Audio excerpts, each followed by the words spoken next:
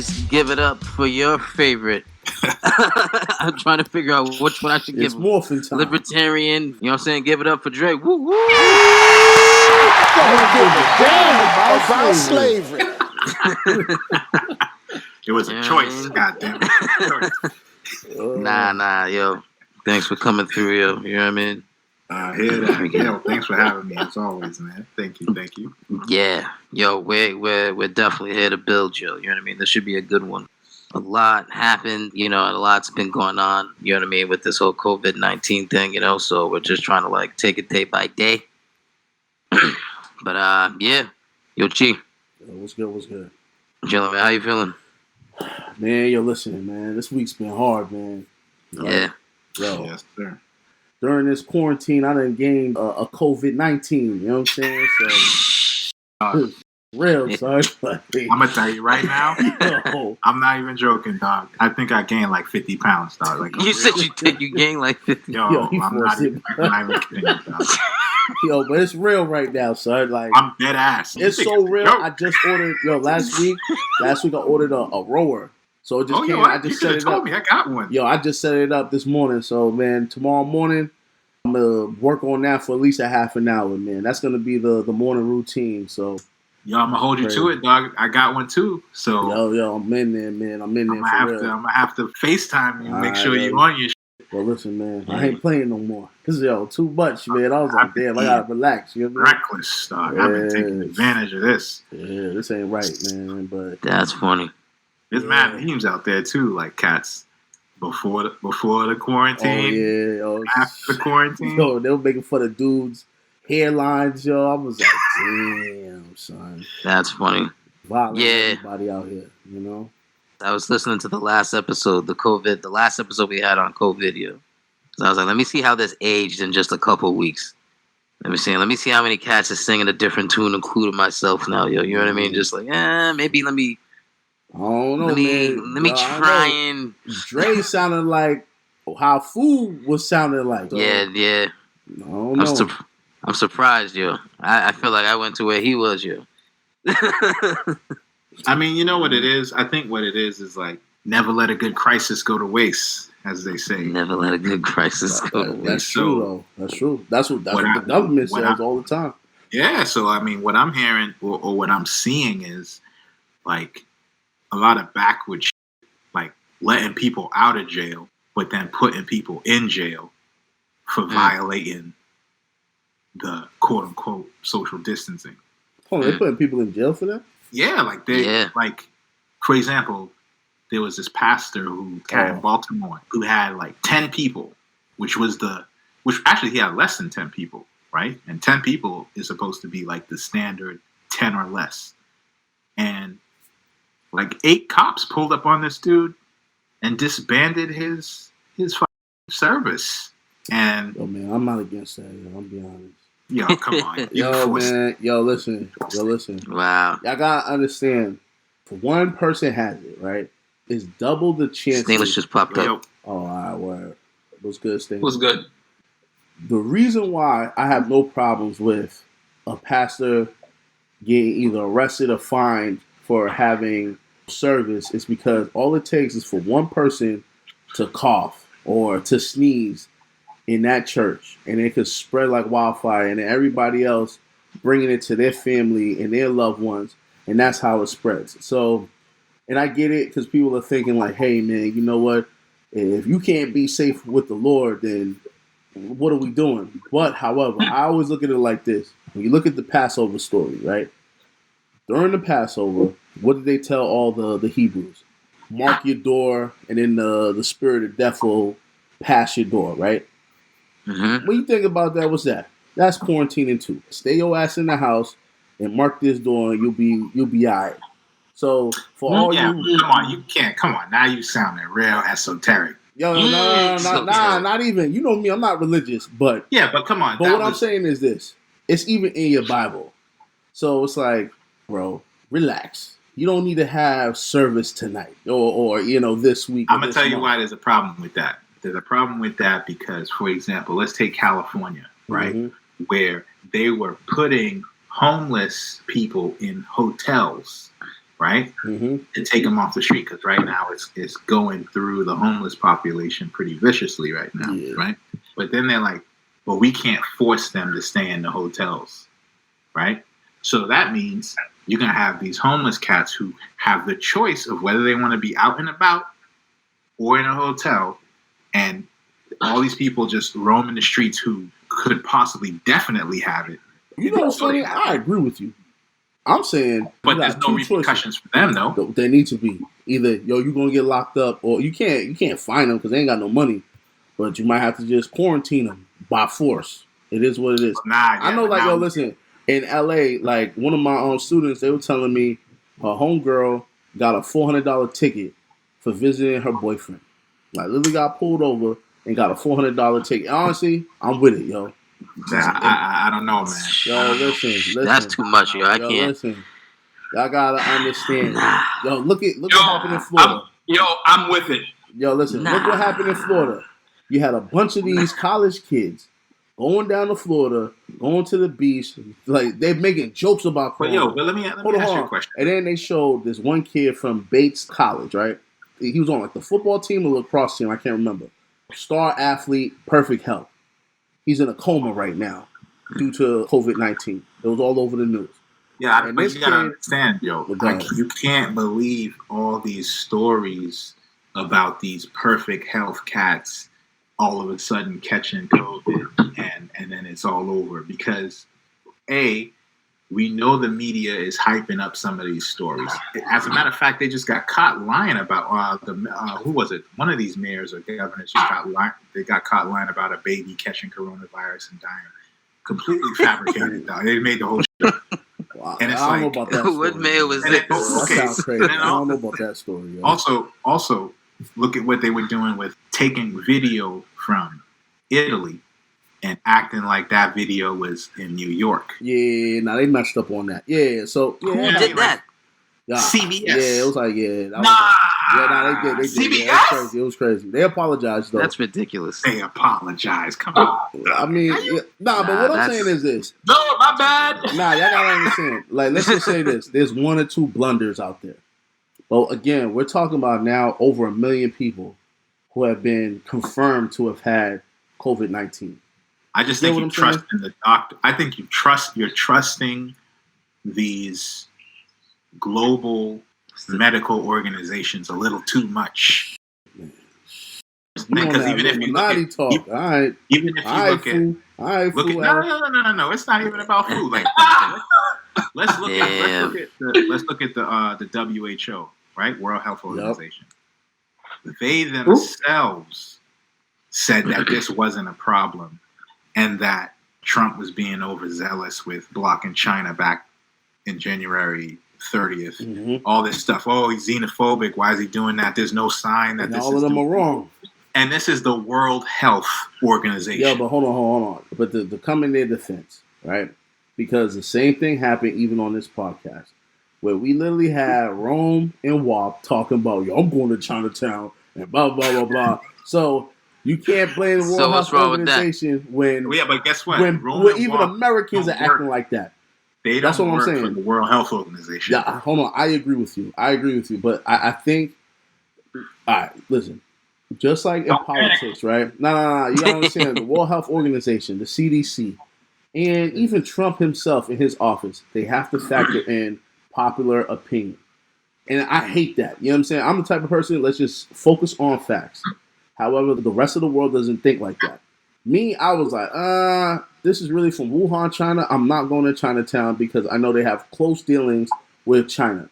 People were like, that's xenophobic, that's racist. And it's like, how can you even say that? And then now look at the situation that we're in. Look at Italy, look at Iran, both countries who have close ties with China, and look at their numbers, and now look at our numbers that are now surpassed even China's numbers. You get what I'm saying? But they don't believe China. Like, a lot of people don't. I don't believe China's numbers either. I think it was a lot worse. You seen them videos. I'm like, come on, son. They grabbing people off the street. And then let's just say their numbers are low. I think their numbers are low because of the extreme measures that they took to prevent their numbers from rising. As Americans, we're not willing to do that. We're not going to run up in people's cribs like, you got that corona? Come with us. Yeah, but they did. I get what you're trying to say, but they did even worse. I think they're covering up something because remember, as soon as this happened, what did they do? They bulldozed the market where it supposedly came from. Right? Bulldozed it. They didn't let any investigators come through. They should. You know why? Yeah, because listen, you gotta understand, Joe. When you're talking about people's livelihoods, bro, they're not gonna stop. You could be like, yo, please don't do this, please don't do that. They're like, yeah, get out of here. People only listen by force. Like, for example, you see what's going on in India right now. Police literally beating people to death in the streets. I told you, man. Beating people in the streets. They're not playing with that corona. Other countries, they got their own way of minimizing this disease. Taking it serious. This virus, excuse me. They taking it dumb serious. America, we're like, it ain't that serious, blah, blah, blah. Let's go to the beach. Let's go party. Let's go to the club. It's like, yo, come on, son. Stop it. Now they're talking about really Detroit's about to be serious, next. Or is it that they're taking it so serious, or is it really more that these countries have huge control mechanisms? All it takes is just one or two people at the top. Yeah, to press that button. Like, yo. You know what I mean? And then all the police fall into line, all the bureaucrats fall into line. There's a difference between a gift and a curse. Nah, I agree. Like, I wouldn't want that type of society, not here in the United States. However, beating. Yeah, but we're talking about. This shit is crazy, son. It's crazy. I'm not even joking. It's wild, Joe, what they do. It's crazy. But you gotta understand, they're doing whatever it takes to minimize their numbers, bro. Our numbers are now leading the world. But they're saying that's because we do it. We did more testing, not so much because we have more numbers. It's that if you do more testing, you will find more people. Therefore, your numbers are going to reflect differently than those who can't do as much testing. That could be possible. It could be. But what we do know, we have a major shortage in our test kits. So we don't even know our real numbers. So we talking about China. We need to focus on us. Actually, let's talk about test kits, right? Mm-hmm. They just found out China was sending contaminated test kits to Italy, which is one of the reasons why. That's greasy. If that really is true, that's greasy. They found COVID in the test kits. So when dudes were pricking themselves to get the blood samples or whatever, they were giving themselves the disease. So now people are wondering, is this China's kind of calculated way of setting up the chips, so to speak, so they could dive in? Because guess what? They've already started military action in the South China Sea. They sunk an Indonesian vessel, and they're trying to fight Taiwan right now over something. So it's like they're moving militarily at the same time the world is crippled by this thing that came out of there. Amen. So it's like, hey, I could rock with what you're saying. However, the shit's still real, so we got to do something. You know what I mean? Like, what you want me to say? You know, I don't know. I'm just struggling with. I am struggling with the civil liberties piece, the overhype piece, and then the grab for power. Like there's three. Those are the three major kind of things that are going on with it. That you get whiplash because on the one hand they'll say it's this bad, and then when it comes to the date that they said it was supposed to be the worst at, that date comes and goes, and it was nothing like what their models projected. And then you even have scientists arguing like, yo, some of these models are just way over the top. Y'all are just fear-mongering with these models.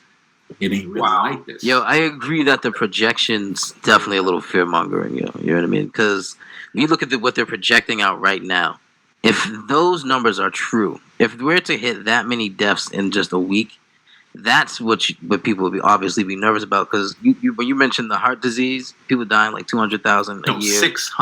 600,000. So imagine getting to a quarter of that in like a month. That's what's like alarming. And then you're like, nah, no way. That's the real issue.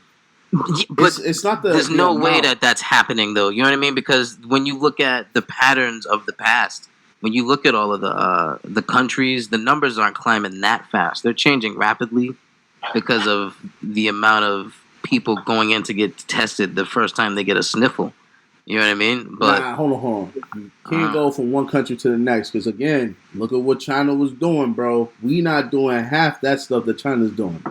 Look at India. China India, got goggles where you can just see it. Don't see they? what I'm saying? Yo, listen. Does it matter what like China did India, when they let 1 million people leave Wuhan before they started the quarantine? 1 million. Yo, people. listen. I'm gonna be honest with y'all. I was one of the few people that was a-okay with Trump saying like, "Yo, we need to prevent people from coming into this country." I agreed with him. You know, like again, because like you don't know who's bringing it. Like when I was doing the research about the numbers in Africa, most of the cases from Africa came from foreign nationals coming into the continent. That's crazy. And they're catching these people literally at the airports. Now imagine if they didn't catch them at the airports. And these people just going around different countries, just spreading it like it's nothing. Now it's in the Caribbean, yo. Last time I checked, I could talk to my pops. Yo, I think they said like got 9 cases. Yeah, like Haiti had like I think 16. Dominican Republic had like I think it was like 40 something at the time. It's everywhere now.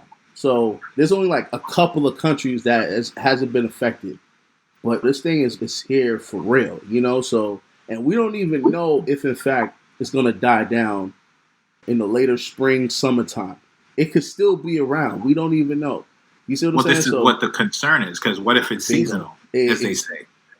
See, and that's the problem, you know. And Corona so, season. And hence, I think this is what people aren't factoring in, because I know people like to compare it to the flu and car accidents and other things that you're like, oh, but there's more deaths in this. The difference is those are choices. In this one, there's no vaccine. You gotta understand, like influenza. Yo, flu's not a choice. Influenza is not a choice. Yeah, but there's vaccines for it. That's the difference. There's literally but there's still people dying. There's still deaths. The vaccine, the flu vaccine, the efficacy rate of the flu vaccine is very low. It actually is not a high. It doesn't help a lot of people. Hold on, I agree with you. But however, that's the difference, though. That's why they're giving it out like water. Hold on, but y'all gotta think about this. There's something. It's free now. Yeah, but there's something with COVID, right? No, there's nothing right now. As of right now, there's nothing. No, what are you talking about? The malaria drug is showing incredible promise right now. Showing incredible promise. You still have to wait a year. Remember, I know Johnson & Johnson's working on a vaccine. Moderna's working on a vaccine. There's a German company working on a vaccine. However, you have to at least do like a year of testing, of human testing, before you can put it out to the market. So as of right now, we do not have a vaccine. Huh?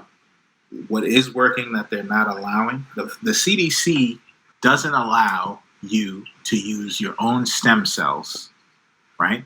And they just did a study with stem cells and COVID.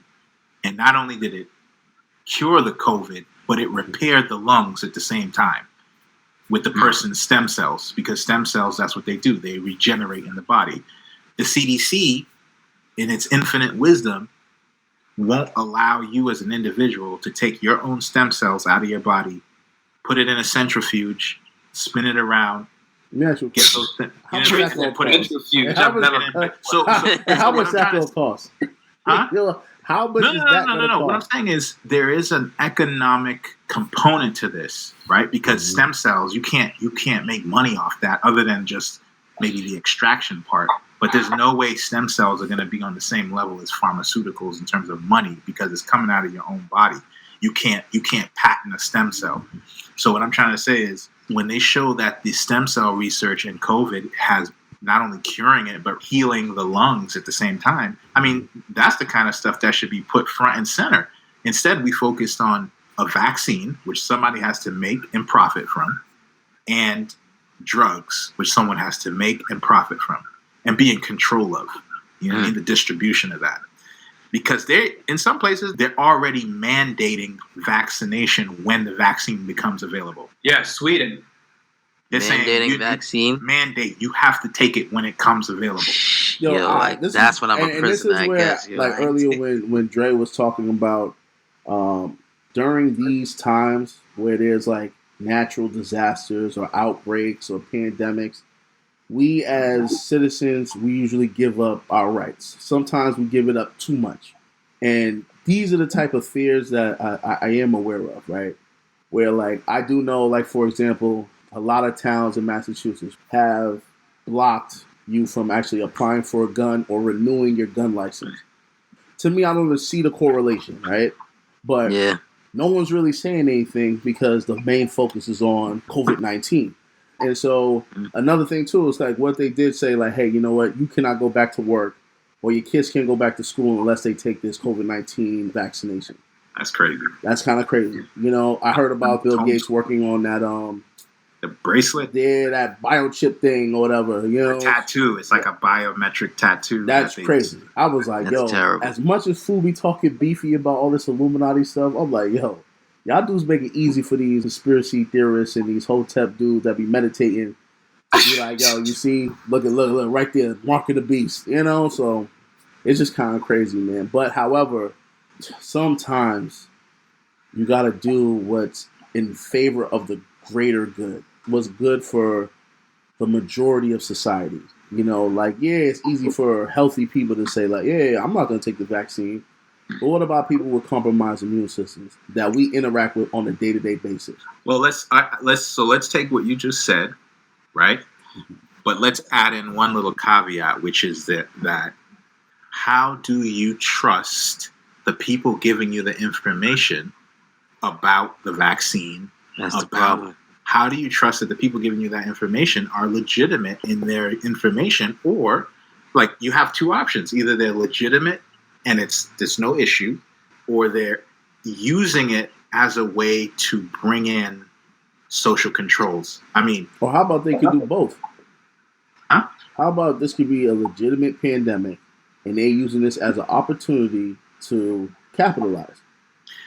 Well, that's the predicament that we're in then. You see what I'm saying? So like for example, I remember when Fu was like, he kind of flip-flopped with this whole thing, but at one time he was saying, yo, this is COVID-19's fake. Then he's saying, all right, now it's real, but it's a biological weapon. Now he's saying it's not COVID, it's actually 5G or whatever. Whatever people are saying right now, the reality is this. Whatever is killing us is actually killing people. And so nations around the world are coming up with various answers to combat this outbreak. And so every government is utilizing a specific approach. We may think, yo, some of these are just uncivilized, they're beneath us as Americans. And then some Americans are like, oh, we might need to start implementing some of that shit. Because again, I'll be honest with you, I don't see why pastors and deacons and priests are opening up shop on Sundays talking about, yo, congregation, y'all better show up. That's outrageous, bro. I get it, you know. There's pastors saying that for church. Yeah, there was some mega church dude that literally got shut down because he was literally trying to have service on Sunday. Well, you got to think about it from a Christian's point of view, and this is where the whole separation of church and state is going to become front and center, because from the Christian's point of view, if they have a belief in God and in a Savior, and they have a certain belief that this is not going to touch them, or this is somehow a judgment or something like that, and that's their spiritual belief, and they want to congregate together to affirm that belief, who is the government to come in and say, nah, y'all don't have no right to do that? Bruh, all right. It's just like what happened in New York with the Orthodox Jews with the measles outbreak. Like, yeah, it's cool that y'all don't want to get the vaccine, but once you start spreading measles that has died out for years, and you bringing it back and now infecting other kids, that's when the government has to step in and say, hey, you know what? Yeah, all of that religious talk is cute, but we shutting this down. You know, because once you guys leave your congregation, you're now affecting the rest of the population. Like, but you know, that could be said, your argument could be used to forcefully vaccinate all of us for every single disease out there. No. But you see, listen, there's debates about how we're going to respond to the COVID-19 pandemic. We don't know. For one, you don't even know if that vaccine or any of these vaccines will actually be legitimate, right? And hence, that's why you have to wait. You have to go through human trials and all of that good stuff. There's several companies it's like a race on who could actually come up with the vaccine, because why they want that government contract, right? But we don't know if these people are going to cut corners. You know, like it's a number of things. I understand. But to that point, when you say government has to step in and do what's necessary, they could drop a vaccine that the company cut corners on. The government can step in and say, hey, everybody, everybody's getting this. If you say anything to the contrary, we throwing you in federal prison for putting the rest of society at risk. What are you gonna do? Yeah, but all right, this is where it's possible. I don't think that's probable. Like, think about this. Our own government struggled to even tell people to stay their ass in the house. Like, I'm not even realizing that. Like, they were scared to tell people to stay in their cribs, bro. That's I don't know. I think they I don't know if it was scared. I think it was they more were scared. Like, how are you going to enforce it? I think they struggled with. No, I think they were struggling with how to enforce it. No one wants to force people to stay home. However, they know that people need to stay home. So I don't think they were scared to. They were just trying to. All right, how about this? I think not we're all use saying force. the same thing. I think we're actually all saying the same thing. Because the perspective is different if you use it. This is what I honestly believe. Politicians know there's certain things that you say that your voters just won't have it, right? Like, if you say, yo, we're ordering you to stay your ass home, people automatically think martial law. But when you say, hey, self-quarantine, it's softer words. It means the same thing, but it's softer words, right? And that forces people to relax and be like, oh, well, it's not really martial law. You get what I'm saying? Like, now other states are taking that step further. Like for example, certain parts of California, certain parts of New York, they're not playing. If you're not an essential person, you're getting a ticket. You know, like, I think the problem with that is, like, you get a ticket and then you put in money in New York's pockets. Like, you fill in their coffers even more. And then they take that money and they do what with it? Like, for example, Governor Cuomo could have had all the ventilators he needed back in 2015. I don't know if you heard this story. Nah, I didn't hear that story. Okay, so it's crazy how, like, some of it don't hit mainstream news. They came to Cuomo in 2015, some government board that sells equipment to municipalities. And they were like, listen, we can give you a great price on a batch of these ventilators right now in the rare instance that your city comes under some type of need and you have to have these ventilators. Cuomo goes, nah, let me get the solar panels instead, right? He orders solar panels instead of ventilators. Now, in his defense, nobody can predict when Bingo. That was going to be my response. A pandemic can happen. However, I think the reason this came up in the news is because he's now blaming the federal government for not having more ventilators for New York. But at the same time, when he had a chance to purchase more ventilators for New York, he didn't do it. And now he's like demanding more ventilators. And mind you, they have ventilators in storage in New York that they're not using. And when he got pressed on that at the news conference, like, yo, I seen that one. But yeah, we just found out he was like, oh, because the hospitals haven't asked. Yeah, no, because they haven't met the capacity of what's going to happen. You're right. But when you look at now, you have to put some on reserve for that moment when literally everybody and their moms is rushing to the hospital looking for ventilators. You know, remember, you're right. What I'm trying to say is, when you have all that in reserve, and then you have a press conference that make it sound like you don't have nothing to try and play this political. Nah, I didn't see it that way. I think what he did was right, and I don't blame Trump for viewing it the way that he viewed it, and I don't blame the governor of New York for playing it out the way he did.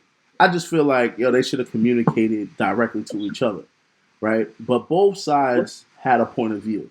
But I've seen both perspectives. It's like, if I'm the governor of New York and I'm talking to my, healthcare professionals and experts, I'm not going to just go into my stash and give all of my healthcare materials and supplies to them now. And then when it gets really real, it's real right now, but it ain't really real. Then what happens? That's the difference. And then even with Trump, we could say the same thing with Trump. Trump sent out a lot of supplies to China, and then now we ran out, so it happens. But I don't think people were like intentionally thinking like, yeah, this is definitely going to happen and we're going to intentionally not be prepared. I think people were like, oh, it ain't that serious. Remember, Trump literally thought this was not going to affect the United States. You know what I'm saying? Yo, And it a is lot of crazy politicians that we thought ran that. out of masks and stuff, though, yo. You know what I mean? Like, Well, isn't it China like 100 controls masks? that. No, China controls that. Yeah, that's China what- controls that's that. what Oh, they- so they stopped sending them out. Okay. China said literally, we're not gonna send you. We're not sending y'all no mask. I think that's an act of war. To be But quite isn't it honest. isn't it like 100 masks per box? The hospitals only had a box of masks. Well, I don't understand. I mean, I don't know about that, but what I'm saying is China controls the manufacturing. No, yeah, they control everything moving in and out. Yeah. And when this hit, they literally said, we're not sending any masks out of the country. We're Yeah. gonna hoard all them shits for ourselves. So Yeah. It's crazy. You said that you feel like that's an act of war. come on, dog. This shit come from your country, and then you hold on to the supplies the rest of the world needs. I think that's Yo, they had to get it under Yeah, control. but hold on. But this is the beauty within this, though. Now, what happened? We have the Patriots. We have the New York Yankees. We have like several different companies producing masks on their own now. You know, like, so that's like pretty dope. Where it's like, all right, well, hey, then we're gonna make USA made masks. You know, so Took a pandemic for yeah, y'all. but even that, like even the mask, like the mask actually doesn't protect you unless you have a specific N95 mask. But now they're telling everybody they should wear a mask, not so much for protection, but for if you have You it. have it. You know. nah. You see, now they changed it now. You see what I'm saying? Though? Yo, Now you're saying they The changed World it. Health Organization this week, now they're saying that, you know, that this is what they said. Like studies now are showing that it does prevent the exposure. I'm like, yo, bullshit. I actually agree that you should wear a mask whether you got it or not, right? Because it prevents you just in case you accidentally want to touch your face. It reminds It's you not insurance. to do it. Exactly. Yeah, but guess what? You guys are missing a big ass point right now. Mhm. You have a mask on. Let's assume the COVID is in the air and you breathe in and it hits the mask. Nobody out here is using proper sanitary protocols when it comes to removing the mask, throwing the mask away, just grabbing them shits off your Then face. that's I why boiled mine in what you hot supposed water. to do. You're supposed to wash your hands thoroughly with soap. You see What I'm saying? trying to And say not is touch imagine your you face. got the mask on. You just came back from the supermarket. You take the shit off your face and you put it in your dashboard. You know what I mean? I know a lot of people doing that. Yeah. And then if the shit lives on the surface for 17 days, as they say, there's no escape, is what I'm trying to say. It's going to be everywhere. It's going to be Yeah. everywhere. I guess it's mask or no mask. Hey man, wash your mask, dog. You know what I'm saying? Wash your mask, boy. Yo, listen. If You know what? Honestly, I think honestly, to be quite honest, I think this has to play out the way all viruses and pandemics play out. Natural selection, dog. Nah, stop, dog. it is what it is. You Think know about what it. I'm Let's saying? think about this let's be honest. You can't sterilize the world. No, You can't do it. You can't. Not only can you not sterilize the world, All right, you Bill can't. Gates. You know what I mean? You can't. The only way you could quote unquote fix this. Let's assume you had a vaccine that worked. You gonna hold everybody down and inject them? What about the people that say, "Nah, fuck that. I'm a fight back," or "I'm gonna go to the mall and cough on everybody before you could get Yo, them." hold the on. vaccine." It's a perfect example. Think about this, Drake. Not everyone receives the measles vaccination. But as long as enough people in the society do it, then that population alone fights off the spread of that type of virus or disease. Like, you could do the same thing with COVID-19. Not everyone has to get the vaccine. Just enough people have to do it. That's all we need. Okay, but what I'm arguing is this. The science of vaccination is only about 100 years old. Before that, how did the world deal with pandemics and disease? Washing your hands and taking How showers. did we deal with it? Yo, man. How did it disappear before in the past? Yo, listen. I hear what you're saying. I look at it like the Black Plague, right? It went away after a bunch of people died. And Natural selection. And they implemented sanitary practices. So Got it. we Now, just we're more sanitary now than we've ever been. that's not necessarily true. Think about this. we still see motherfuckers that get red eye. You know what red eye is? Is doodle particles in your eye. I know, but what I'm trying to say is, I'm trying to say in terms of like, I'm talking. Well, but then you make a great point. You make a great point. You can't grocery eyes. You can't force individuals to be clean. You can't force it. At my old job, I used to see a dude use the bathroom all the time, never wash his hands. There you go. Never. Perfect example. I was like, oh man. So if a person like that, and you know what? To be honest, I hope you ain't gonna say, "Oh, the soap is da da da." No. This is a real talk. This is real talk. What up? God. There's studies that show we are overly clean, and that has actually destroyed our ability to fight. You know what I'm saying? So all the hand sanitizer, all the cleaners, the soaps has destroyed both good and bad bacteria to the point where we can't naturally fight things anymore because we've destroyed them with all these chemicals. There's actual studies that support that. So in a sense, people back in the day had stronger immune systems and could fight these things a lot easier because they weren't as quote unquote clean. You know what? I beg to differ. I would make the argument that our immune systems have always been the same as it was 400, 500, 1,000 years ago. The difference is back then people just died out, and the ones that survived. And it's like evolution through natural selection. Now we have technology and we have medicines in place that allows people with weaker immune systems to survive with people with stronger immune systems. That's all it is. It's just we're just more. I know this is going to sound crazy. We're just more advanced. But it's almost like breeding with your siblings, right? Mm-hmm. You know how they say, no, serious, think about this. Out the window, let's get it. No. This is a coherent argument. You sure? Okay. When you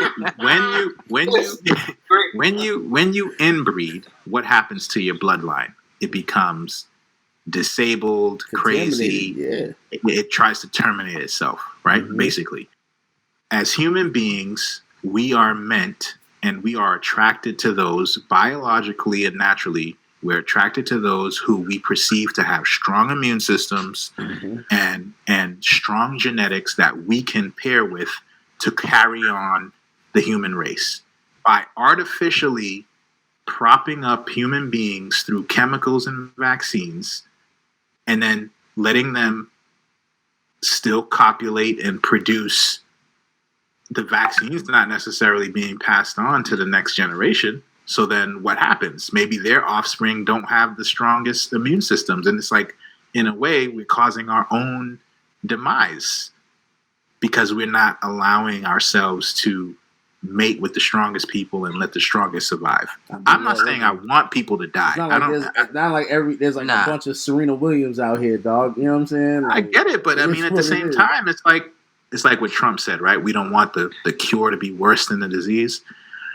It's not like measles, mumps. I mean, let's look at vaccination in itself. It's not like these things don't have problems. I mean, we know they have problems and that they cause cancer and issues in some people, and it's just not reported.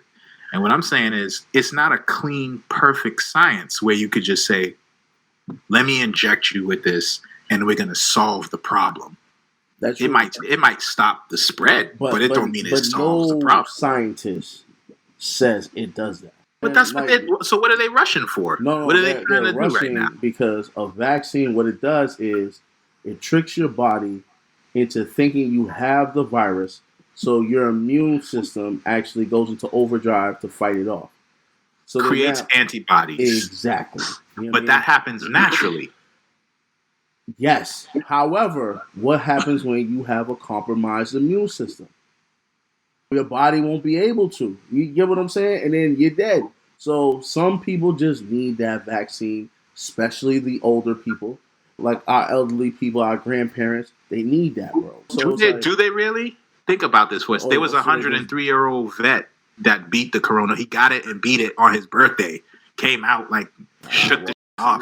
And he's 103. He's an outlier, dog. 103. So let's an outlier. So let's take his blood. I mean, naturally, that's what they're looking at right now, right? They're looking for antibodies. There's a black lady. There's a black lady in New York that they're taking her blood to try and create antibodies from because she got it and beat it. You know. I believe it's true. You know what I mean? It's I going to be black people to save the world anyway, so I believe it. Like I said, we're in a place where it's uncharted waters, and you got some people who are just trying to take the most advantage that they can. I'm sure there are genuine doctors and genuine scientists out there. Unfortunately, I just feel like the people in power have been drunk on power and want more power so badly that they'll do anything to kind of exacerbate the situation.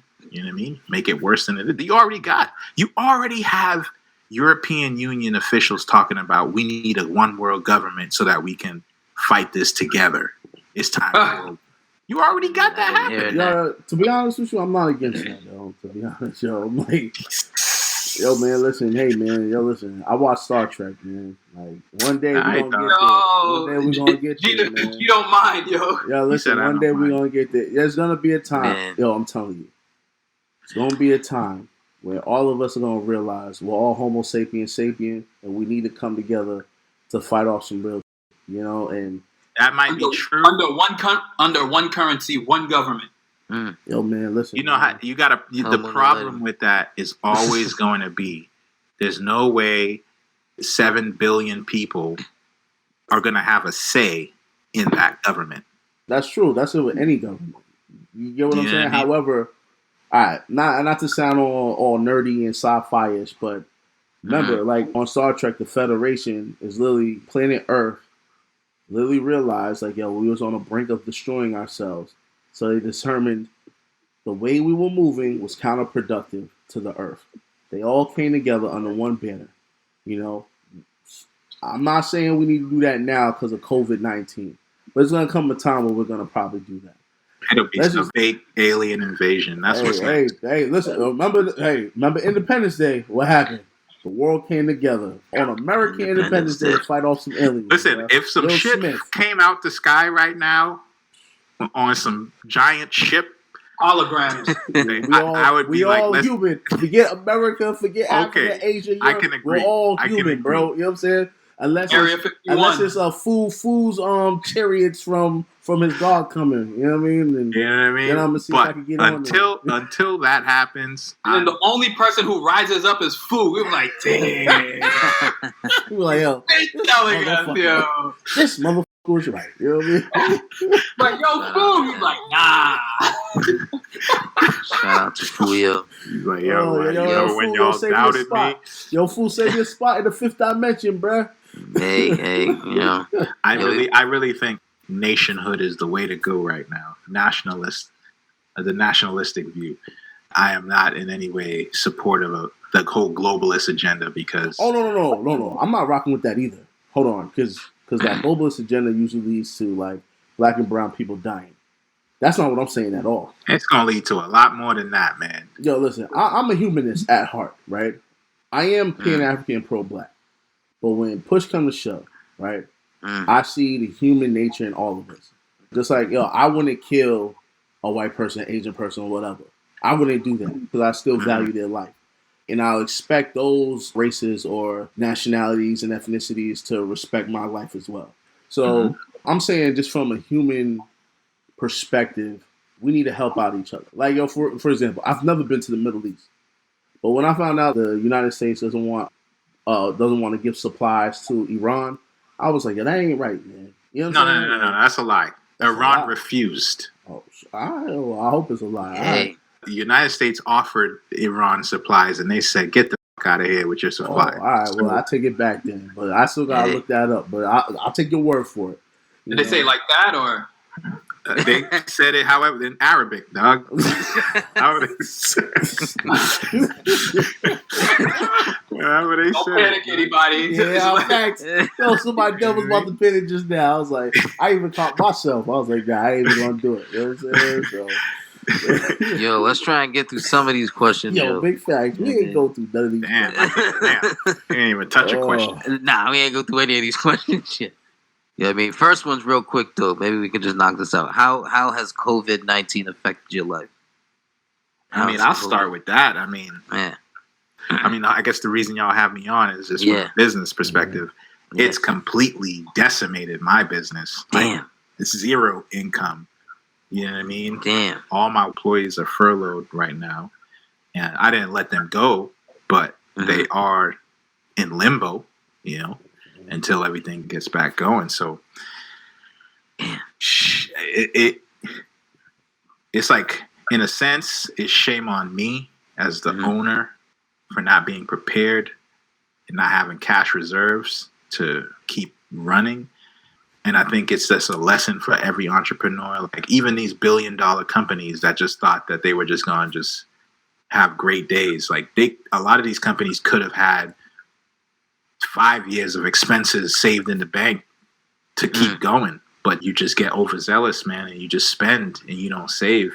And I think everybody got caught with their pants down with that. Even individuals, like on an individual citizen, like, if you look at people like what Dave Ramsey's and what they say, have a year's worth of emergency funds or 2 years worth, if you could do that. If you had 2 years worth of money saved up to pay all your bills, you wouldn't even be worried about this. You'd be like, all right. Yeah, but if you had 2 years, that means you're wealthy, bro. You know what I'm saying? I don't know. The average person's not wealthy, though. Even a year. Even 6 a months. year is wealth. That means you're wealthy. 6 months? 6 months is good. It's good. Like, again, we're talking about most Americans live paycheck to paycheck. So if you have, but that's based, is that not based on lifestyle though? That's not necessarily true. Nah. I'm not saying it's always. I said, is it not based on lifestyle? Not in terms of always, but let's think about how we frivolously spend money and how we rely on credit. A lot of people rely on credit to live their life. I'm not gonna on credit, because even multimillionaires and billionaires utilize the credit system. Not personally. Yeah, they do. But I see what you're saying. But at least they're doing it to create a business or maintain a business, or, like they're using it to their advantage financially. But even them, they're suffering too. Yeah, I agree. So this is what I was going to say. Like, you shouldn't beat yourself down, because you got to understand, like, several businesses, regardless of the size, like whether it's a small business or a large business, are all in limbo right now. A lot of them had to shut down. A lot of restaurants, a lot of stores, small markets, a lot of places had to literally shut down. Like, literally, our unemployment is through the roof right now. I agree. So sometimes I have to remind myself, because sometimes I set my mind up where I'm like, yo, capitalist, make money, hustle hard. And then it's like reality sets in, like, damn, even if you're straight, there's people in America that are struggling. There's people in America that are homeless. There's certain people they're not going to be able to eat. So what is your point with that? No, because what I'm saying is it happens to the best of us and the worst of us. Like, remember when 2008 hit, when that recession happened, what happened? People who had life savings. Imagine if you had like $250,000, $500,000 invested in stocks and it just disappeared. Imagine if you had a home and this was your retirement home. Like, this was going to help you for when you have your last 10 years of life. And then the value of the house just plummeted to the floor. Who could prepare for that? That can happen to any of us, bro. Like, it's called life, bro. It's just, at the end of the day, we just got to go like, hey, you know what? Why it had to be me? But at the same time, it's just like, yo, it is what it is. I mean, I'm fortunate that I grew up poor, to be honest with you. Because it's like if you get really, really real, yeah, you know what to do. But I know what to do. But let's look at the people who grew up in the Depression, right? Because I think we definitely have to sparse out what poverty is versus what cash poor is. There's a difference. Right? Cash poor and poverty are not necessarily the same things. Yo, listen, if you could eat, you ain't that poor. You know what I'm saying? And if you have a roof over your head facts, and running water and electricity, big facts, and you can purchase amenities. But again, poverty, wealth, all of that's relative. It is relative, which is what. But here's the point I'm trying to say. All major. Let's if we go to the spiritual level, all major religions. And I'm just thinking right now of Christianity, but they all talk about putting aside a little bit for a rainy day. You know what I mean? Like saving being prepared. The whole idea of preparedness has been known for a millennia, but in a decadent society, we can get so caught up on good times that we never think the bad times is going to come. That's true. So this is like the biggest lesson that the COVID-19 is giving. I think so far. It's like because I was reading articles where it said like 70-something% of Americans don't even have savings. And that's not to say they can't have savings, because as you know, like G knows, you say you're a student of Ramsey's, Dave Ramsey's. Mm-hmm. You've listened to his radio show. You've heard the people call in that are like in $100,000 worth of debt and climb their way out of that, mm-hmm. right? And then they put aside money for emergencies. How did they climb a way out of $100,000 worth of debt? They strategized. Facts. Yeah. Okay, so what I'm telling you is, as American citizens, as business owners, we didn't strategize enough for when hard times hit. We get cash drunk when we see the money coming in. And then we decide, oh, word, I got this cash, let me spend it. You know, it burns a hole in your pocket. But the diligent ones, because not everybody's hurting. Not everybody's hurting. Some people are doing damn good. You know what I mean? If you look at, for example, even like e-commerce businesses, they're through the roof right now. And of those e-commerce businesses, if any of those people were disciplined with their cash and they didn't blow it on a Lamborghini or some Bentley or some shit, and they put it to the side, they could use that cash now to fund their business while shit is down, to buy inventory, you know, to do whatever they need to do because they were disciplined. And so I'm saying you're right.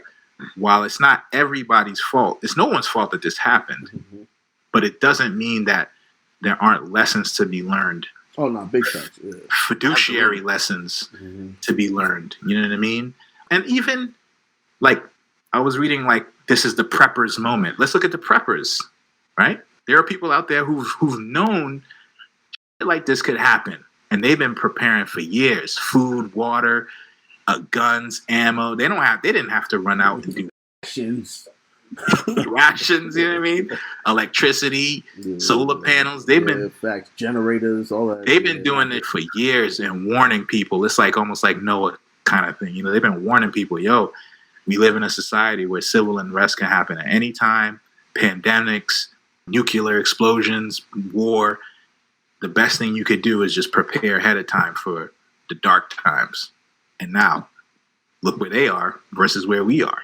You know what I mean? That's all I'm saying. Yo, Dre, I was going to ask you, the city of Boston put out the Small Business Relief Fund. Yes. Where it's supposed to be for, like, businesses that make under, you know, like $1.5 million or something like that a year or something. I don't know, does that help? Would that help you at all? Here's the problem with I've been thinking a lot about this, and I've been listening to a lot of advice on this. And even, like, first I'll deal with the business funds. Mm-hmm. Even if we got that money, if society doesn't return to normal anytime soon, it's still just a Band-Aid. It's not going to mean anything. That's a good point. However, I will say this, though. Dre, you better take that free money, bro. You know what I'm saying? Like, I understand, but look at some. I agree with what you're saying. Look at some of the ramifications of the money, right? First of all, you have to. There's kind of a weird thing where if you want the money, you have to keep your employees employed. Mm-hmm. Yeah. But in order to keep them employed, that means you have to have something for them to do. How do you keep people employed with no work? Furthermore, what if they file for unemployment already?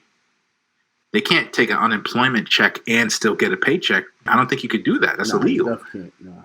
So now, if the government welfare check, that's what I'm going to call it, right? The COVID welfare check that's coming, that $1,200. COVID welfare, right? Geez. If that which by the way, let's be real honest, like, I mean, I don't know what $1,200 is going to do for anybody. Yo, for the people who can't come into work and they can't get paid, you can pay your rent with that. I just hope that's one time. Yo, that's our checks, yo. It's not gonna do nothing, bro. That's not gonna do anything. I'm being honest. I will say this though, but I will say this: part of the package that we're not looking at is the business aspect of it. Because again, remember, this stimulus package, they're borrowing money from the Federal Reserve. That's true. So, some of it is borrowed, some of it is like Trump is like, yo, listen, all y'all gotta do as business owners is pay the interest on it. You know, like, and as long as you actually keep your people employed on like the average size of your business, as long as you they'll forgive it. We'll forgive the principal. I think that's cool, you know. But like, I'm gonna be honest with y'all.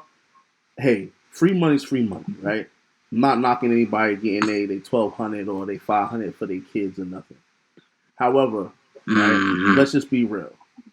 It's not going to boost the economy at all. The recession. Well, probably not on the small scale. Right. Like, yo, it's not going to on a bigger scale. It would. No, it won't. Think about this, right? To be honest with you, if you want the economy to grow, right, this is the one thing I might agree with Republicans on. Decrease like the capital gains tax or like any capital taxation, right?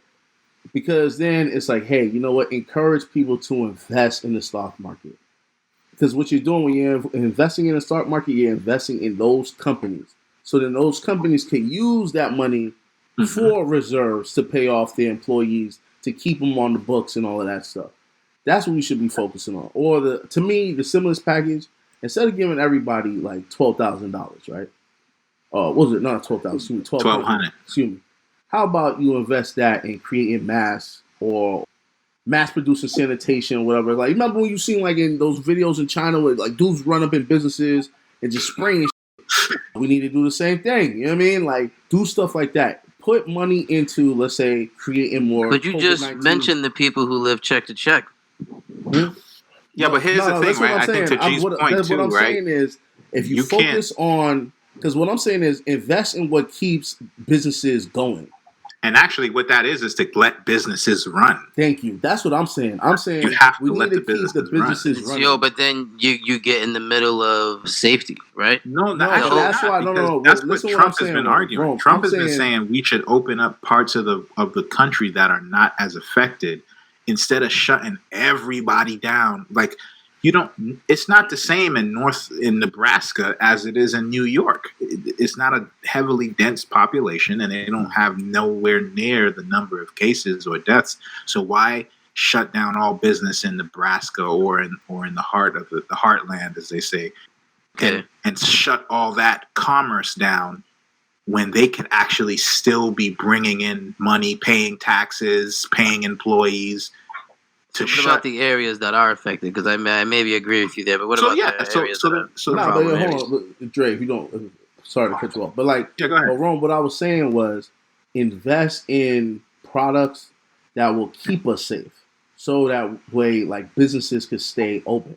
That's what I'm saying. So like, hey, you know what? We have a shortage of masks or whatever. The government should contract several different businesses. Like, yo, all y'all gonna be in charge of creating masks, because I know like Ford now are creating respirators and stuff for hospitals.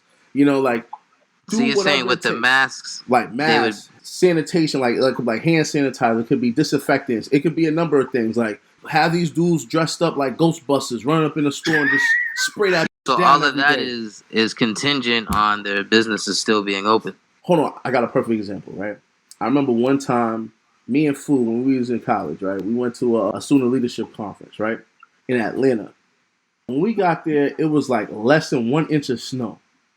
The entire city shut down. Like, everything was shut down for less than 1 inch of snow.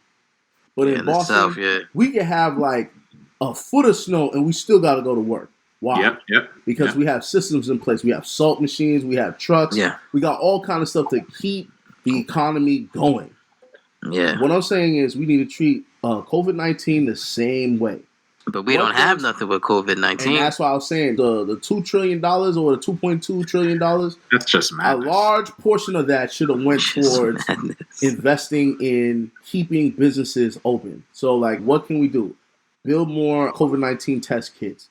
Have more masks. Just hand it out. Everybody should have like a couple of masks and latex gloves and everything like that. But to be honest, that can only even if you do that, right, you're still gonna only put that money in a select hands. No. But listen to what I'm saying though. Yes, however, your business stays open. Like, for example, right? Like, I'm fortunate, right? Like, me and my wife, I'm being honest, we're fortunate. we have salary paying jobs, so it's like we can stay home and we're still gonna get paid regardless. Mm-hmm. But for people that get paid hourly, right? They're not fortunate enough to be like, yo. But some salary, like I had to stop my salary employee. You know what I'm saying? Yo, imagine this, right? Like, I remember when it first started, right? Before my job even said it's okay for y'all to stay home. My son's school said no school. Like the city of Boston was like, schools are closed and all that stuff. Before my job even said, but I was fortunate. Why? I have a job that I could just work from home. A lot of people don't have that. But however, if we had systems in place from the federal, the state, and local government, right, where a pandemic like this happens again, we could still have business as usual. That's what I'm saying. Yo, so I agree with you there, you know what I mean? But that's like a round two. Because when you hit with something that you don't know about round one, you gotta do something like now, like act fast. You know what I mean? And like what you're saying is like I think planning again. So what do you do for now? Here's the thing, right? So what we're doing is called deficit spending. What we're doing right now is, in a sense, you're trying to spend your way out of a crisis, right? But you're creating massive amounts of debt, exactly. And you're also pricing out private capital, right? So what they're doing now is, because of the fact that the government is giving out so much money, all these smaller capital banks and smaller lending firms, they're not going to be able to compete with the government's terms. Everybody's just going to go to the government. So that prices out private capital, which is a big chunk of the economy, right? So in a sense, what some people are afraid of, especially libertarians and Republicans, is that you're now federalizing the money system. In a sense, you're creating a central bank kind of thing for the whole country versus having independent money systems like from private banks and stuff like that. But furthermore, we throw out the word trillion like it's easy money. People don't even realize how much money that just came out of thin air just now. So. I mean, $1 trillion is like 1,000 billion. Like that is crazy. 2.5. You know what I mean? Yeah, so yeah, these are numbers that somebody got to pay for this. Us. It's called taxpayers. Because what's going to happen? But think about our GDP. They're going to sell bonds. So they're going to sell. How we gonna? We can't pay. How are we gonna? There's not enough labor to pay that debt off. Let me just read this next question because we already did. Yes. So $2 trillion coronavirus relief bill. Which by the way, let me just say something. I know. Go ahead. Let me just pull on the left-right paradigm real quick. While I do know some Republicans tried to throw in some small goodies, your Democrats was putting in a lot of bullshit in that bill, yo.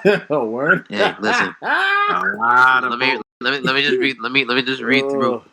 $2 trillion coronavirus relief bill will give adults up to $1,200 with an additional $500 for each of their children.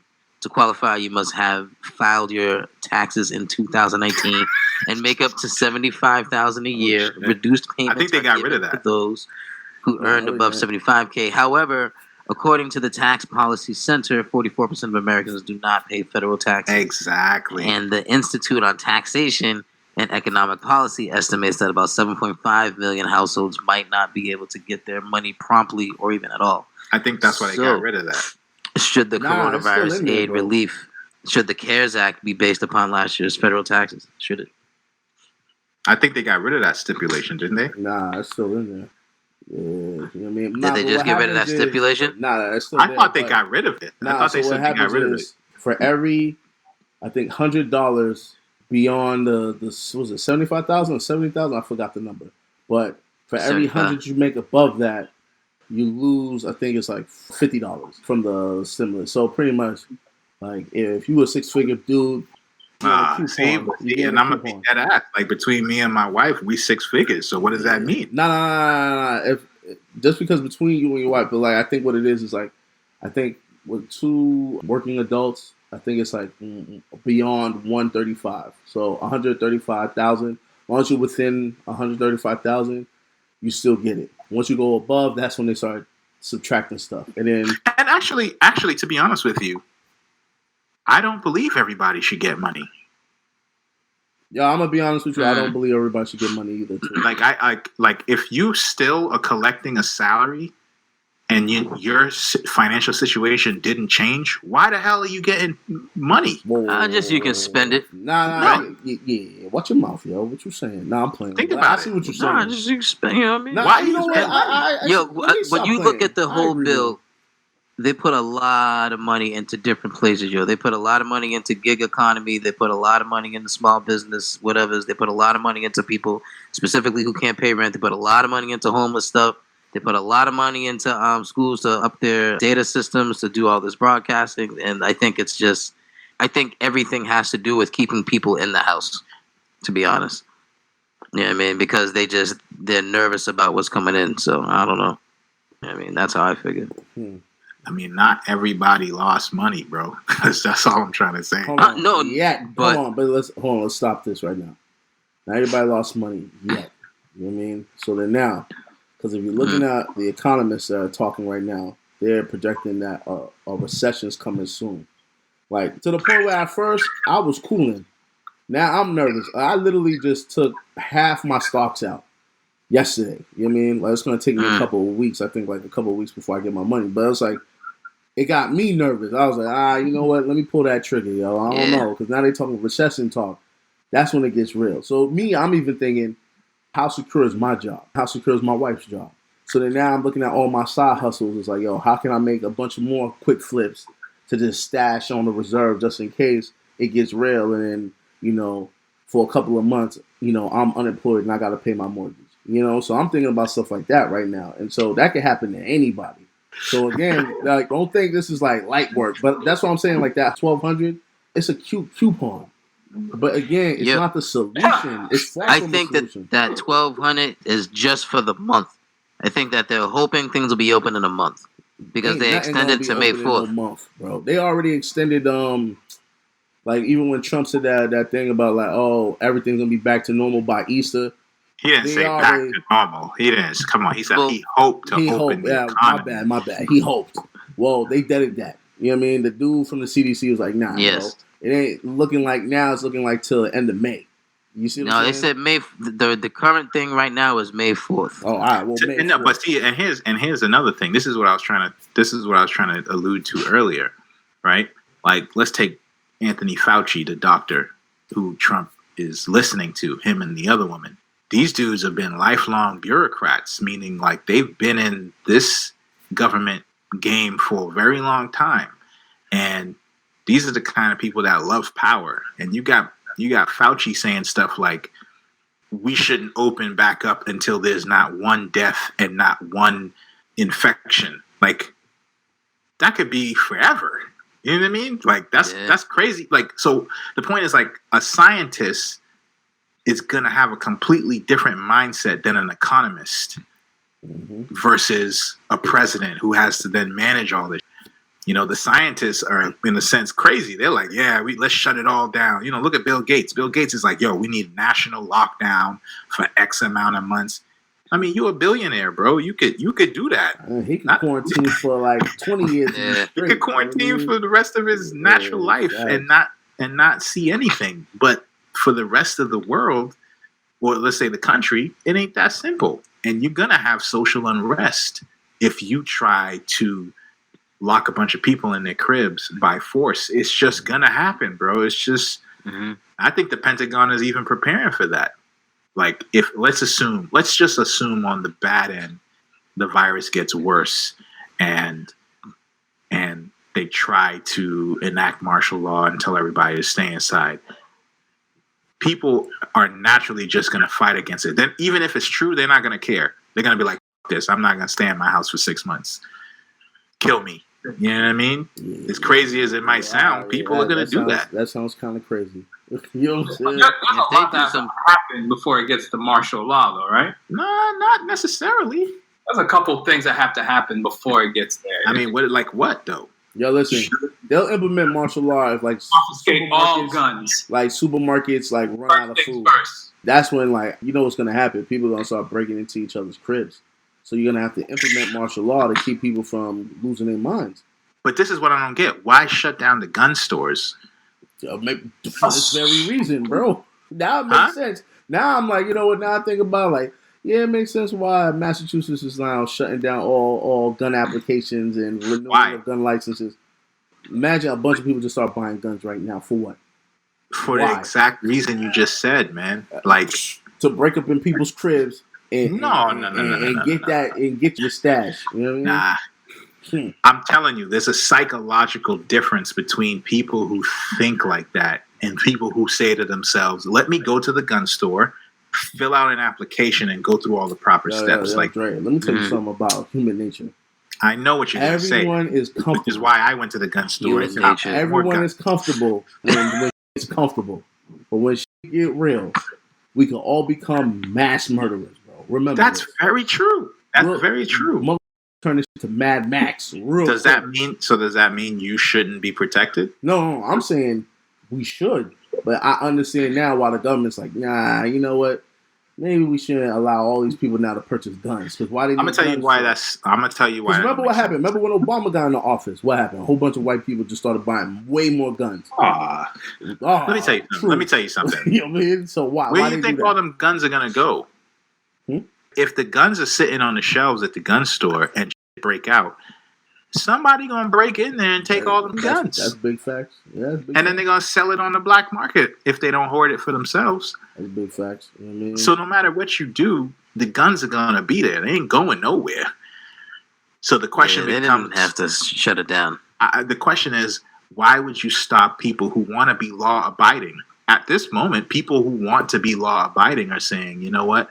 Given the fact that, for example, now that they want everybody to wear masks, New York, for example, saw a 30% spike in burglary to retail stores, right? Hey. They wearing these masks and they just going in and robbing people. Just because we're in the state that we are, that's no excuse to lose your shit and start robbing people. I hear you, but that's the reality, man. It is the reality, which is again why your kids. I guarantee you gonna start looking at everybody like food. You gonna be like, yo, Rome over there looking right in his crib, son. I bet you he's eating like some steak. Yo, we go by Rome's crib. He's like laughing. Look, he's like smiling. He's like, yo, what the hell he's laughing at? Yeah. You got kids.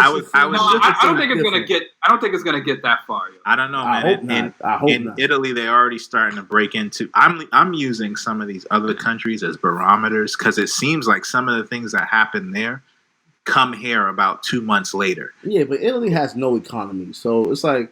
We're not Italy. We're not Venezuela. We're not one of those countries. Like, Italy literally is like a retirement country. So, if anything, that's like Florida, where it's like all the old folks go. You know what I mean? But, like, we live in Boston, bro. Yeah, but didn't Boston just implement some tracking? What they call it? Tracing. They tried to put some. Yeah. So, if someone gets it, I was like, all right, cool. Who are your last 3-4 friends you was with? Give me their names. Oh, hey man, I'm with that, yo. I'm being honest with y'all. No, man. Yeah, like name dropping. Oh, his name is. Bro, we're talking about it's not G. It's hold on, yo. Y'all seen that movie? Yo, it's on Netflix. Y'all seen Outbreak? Nah, I've seen Outbreak. Yo, I gotta watch it, yo. It's actually a dope movie. Oh, wait, you talking about with Morgan Freeman? Yeah, with Morgan Freeman. Oh, yeah. I just watched that the other day. Yo, that movie's fire. That's the reason why you need to know who you've been in contact with, because when it spreads, you need to find out who are the people so you can quarantine those people. Yeah, but did you saw everybody seen that movie? Mm-hmm. Nah. Are you gonna watch it? Nah. Outbreak? Yeah, bro. Watch that movie. Fire. No. I seen it years ago. It's an old joint. Yeah, it's an old joint. So here's the point I'm trying to make. I'm not gonna watch Pandemic though. Don't watch Pandemic. I watched that, yo. You noticed that they changed the logo, the screen. Did you peep what they did? The Netflix card for Pandemic, they changed the card to the COVID-looking bacteria. Oh, I didn't even see that. I saw that. For some reason, Netflix is smart with that stuff all the time. I don't know, man. Even Fauci said, I was just reading Dr. Fauci was like, in 2017, said some cryptic like Trump is going to face a pandemic that's going to basically rock his administration or something like that. How the fuck did this dude know that in 2017? Fauci? Yeah. I mean, man, it happens, man. Everybody profits out here, man. If you ask Fu, he'll probably prophesy some shit. You know what I'm saying? Anyway, the bottom line is this, yo. I think we're in a unique situation in that we live in the United States of America, and we can defend ourselves when shit hits the fan. And I think when you try to tie everybody's hand behind their back, and you're like, "Oh, you can't defend your life and your family. We're gonna stop your ability to do that." And that don't make no sense to me. That's what I'm saying. That's why I'm like, yo, it's about to get real quick. You know? Yeah. You know what I mean? Wait, yo, real quick, let's jump back to the money real quick, yo. All right. So this $2 trillion coronavirus stimulus package will put the U.S. debt to $25 trillion, which means the U.S. will pay billions of dollars in interest. However, 300,000 coronavirus cases have been confirmed in the U.S. In this past week, 6.6 million U.S. workers just filed for unemployment. So will the $2 trillion coronavirus stimulus package strengthen or weaken the U.S. economy? What y'all saying on that? I think nobody knows. I know that the hardcore fiscal conservatives are like, stop. As a matter of fact, Trump didn't ask for all this money. He only asked for $1 trillion. He asked for one. Yeah. Right? They're not. Yeah, they was like, yo, here's 2.5. Hey, so nonpartisanship, bruh. You know what I'm saying? Actually, you know what? The Democrats wanted more. Yeah, let's work together. Because you know what they wanted to do? They wanted to give illegals money for the relief. Yeah, they wanted to fund Planned Parenthood. Actually, let me take that back. Honestly, I'm torn, yo. I'm 50-50. I'm 50-50. Dre, let me talk to you. Yeah, the father in you. The father in you, bro. Let's be real. I get it. You know what I mean? However, these undocumented workers or what have you, they have families. They got kids like us. I got you. You know, like, don't you feel like, man, because they're the first ones to get screwed over during a pandemic or whatever. Because they're the first ones. Their employers can easily be like, yo, get out of here. You're not even documented. Mm-hmm. You better disappear before I call ICE. They're going to get hit the worst. You know, and the only reason why I'm reconsidering this is because, again, I got like students that are undocumented, and it's like, damn, these kids are going to be great assets to society, right? They're going to be law-abiding citizens and everything, However, their parents got in here illegally. So then how are they undocumented or they weren't born here? Yeah, they weren't born here, So, yeah, so, the whole DACA program and all that stuff. So there's like a number of things that, so it's like, what I'm saying is pretty much, I don't want to sound like a savage, but like, yeah, they don't get no money. But it's like, yo, come on, man. They're all Americans too when you really think about it. So it's like, $1,200 might be too much, but they should get something, at the very least. That's all I'm saying. Yeah. Dre's like, yeah, what up? If you have to pay a consequence, which is if you didn't file taxes, you don't get no money, and that's as an American citizen.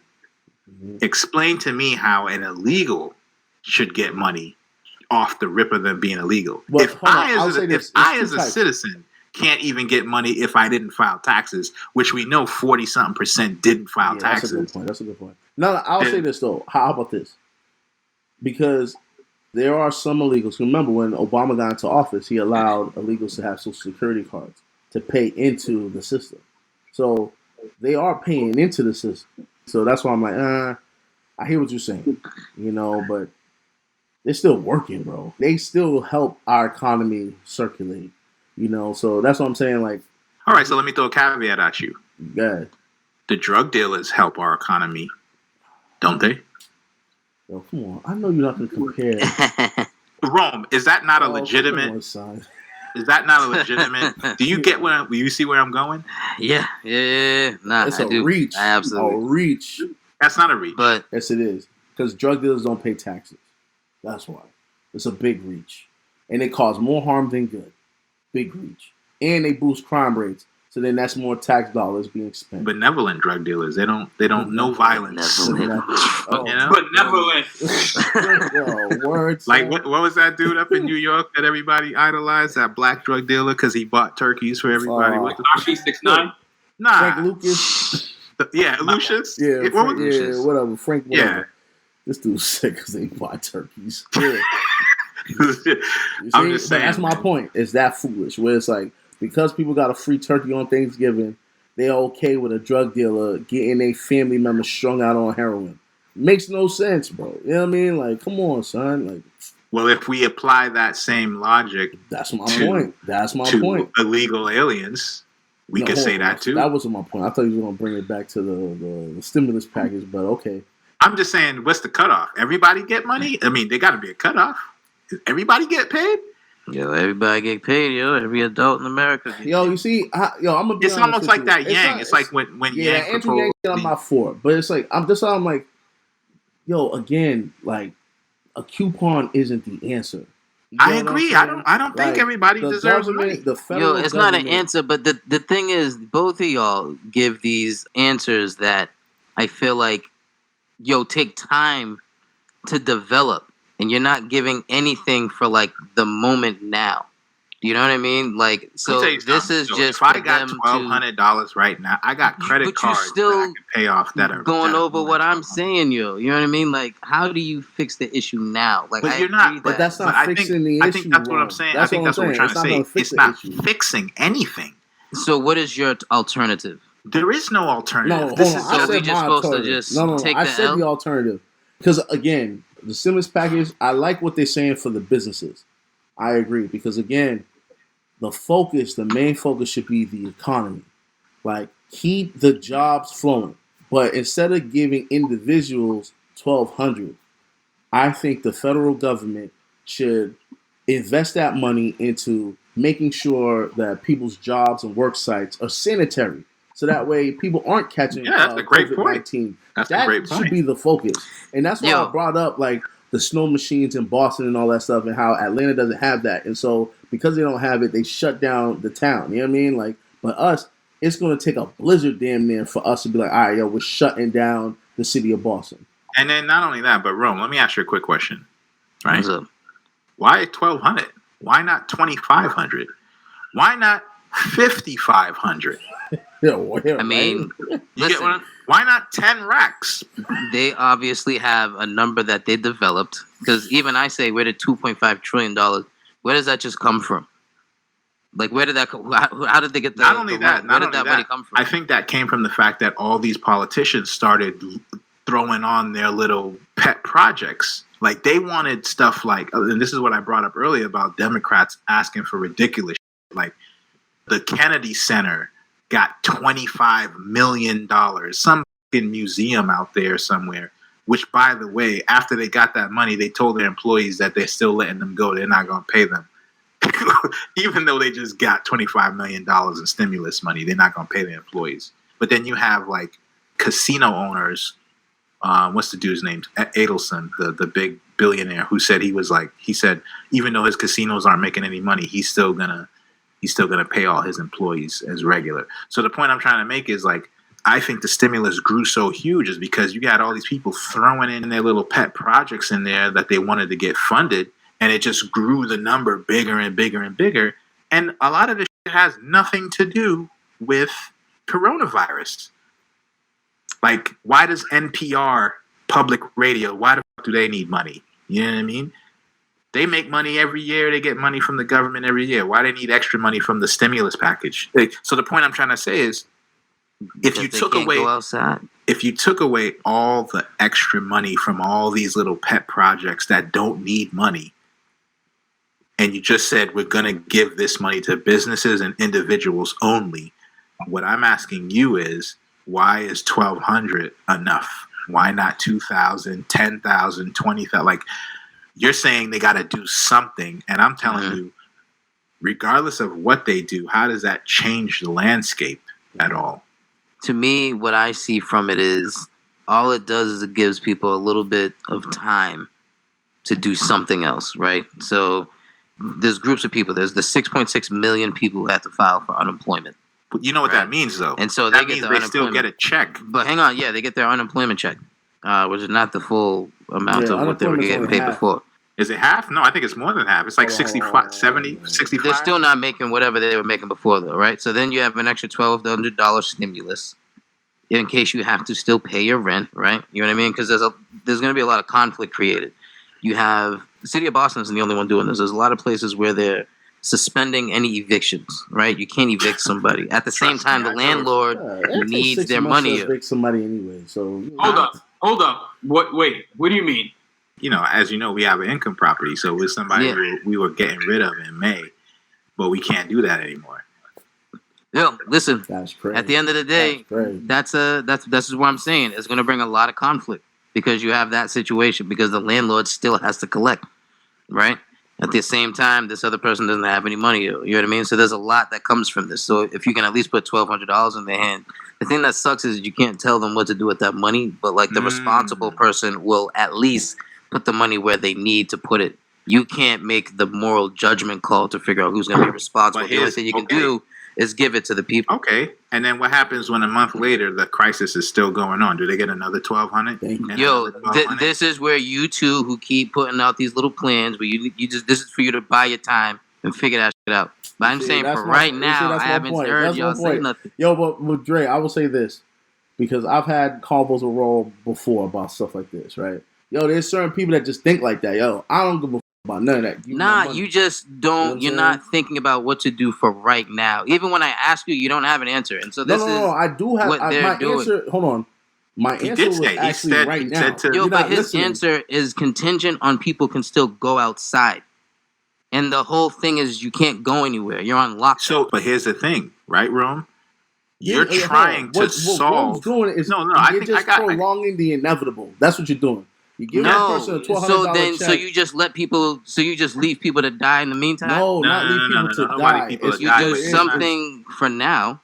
You're not understanding, Rome. He's not understanding. You're not understanding. You can't have it both ways. You can't say, stay in your house indefinitely and take this $1,200, which you can't spend on anything because you can't go nowhere. No, you can spend it on your house so you still got a roof over your head. Nobody's getting evicted, bro. Like, fellas, this is what we do. This is what we do. When we all get our checks, we're gonna buy an e-commerce store, yo. We'll talk about that offline. We'll go offline. We'll go offline. Holla at me, Shameless, man. Listen to what I'm trying to say, Rome. You have to look at it like this. This is the difference between what I was saying about how economists and scientists think differently. Thank you. The economists are saying you need to open back up the economy. You cannot keep the economy stagnant, throw a bunch of money in there, and think that that's going to solve the problem. It's not going to solve the problem. The scientists are saying, as a matter of fact, Dr. Fauci himself said, the hell with the economy. What's important right now is keeping everybody inside. So here you have a man who's saying, to hell with the economy. He don't give a shit about the economy. And then you have the economists saying, if you don't open up this economy, we're going into a depression. So who leads, the scientists or the economists? I think there's a little bit of both that needs to be heard. It shouldn't be one side or the other, because even with the scientists, their numbers haven't always panned out exactly. You know what I mean? Which means that there was room to do things that the economists wanted to do, but the scientists kept shutting it down. I mean, when Trump suggested that maybe he would open up certain parts of the country for business, he got hammered. The news didn't want to hear it. The media didn't want to hear it. Everybody's saying, oh, he's going to get people killed. But at the same time, y'all want money from the government, but you don't want to open up no part of the country. It don't make no sense. What are you going to do with that money? You can't do anything with that money. Listen, I agree with you. I didn't think that everything was going to get shut down to this degree. But if everything's shut down to this degree because they really don't know what this is, I think there's a lot of fear.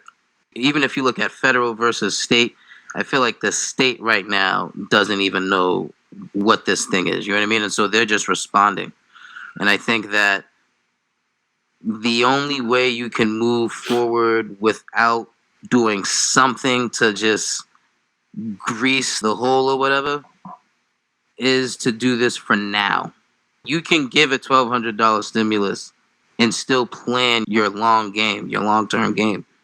You know what I mean? But I'm just saying for right now, I think that this little stimulus is literally just to get by the next month. It's a Band-Aid. Yeah, but that don't make sense. That don't make any sense. You give listen, as a long-time help desk technician, it never makes sense. But for right now, it needs to keep moving. That's all I can tell you. But it's not. But I'm just letting you know. Like, yo, it's real, son. Yo, you know what I mean? But I'm also not the president of the United States, yo. I don't run a country. You just told me that the scientist thinks one way and the economist thinks another way, and so the president has to make the best decision he can. With not only that, the experts of not only does he have to make the best decision he can, but he's also one of the most polarizing and hated presidents in the history of the country.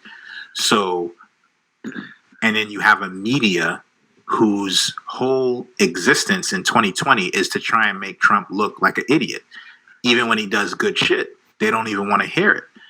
And so the problem becomes now, how do you make decisions and trust that the media is going to favorably explain it to the American people without putting their political spin on it?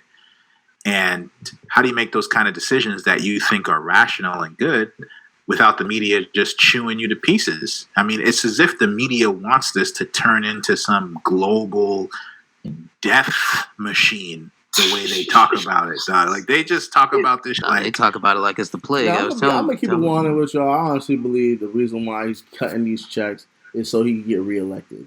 Honestly, I agree. I agree. I think it's a bribe. It's a bribe. No, not a bribe. It is a bribe. You know what I'm saying? Because at least people go, yo, he's buying the vote. Some bread. Okay, put it this way. Imagine he didn't do this. You know what would happen? Oh, he didn't do nothing. Now, he could, let's say he didn't do it, right? And he said to himself, I didn't do this because if I did this, it wouldn't really change much, but all it's going to do is add to the national debt and put us in a worse predicament. Your average citizen doesn't understand that. And they don't give a fuck about nobody understands the economy. Motherfuckers think about the moment.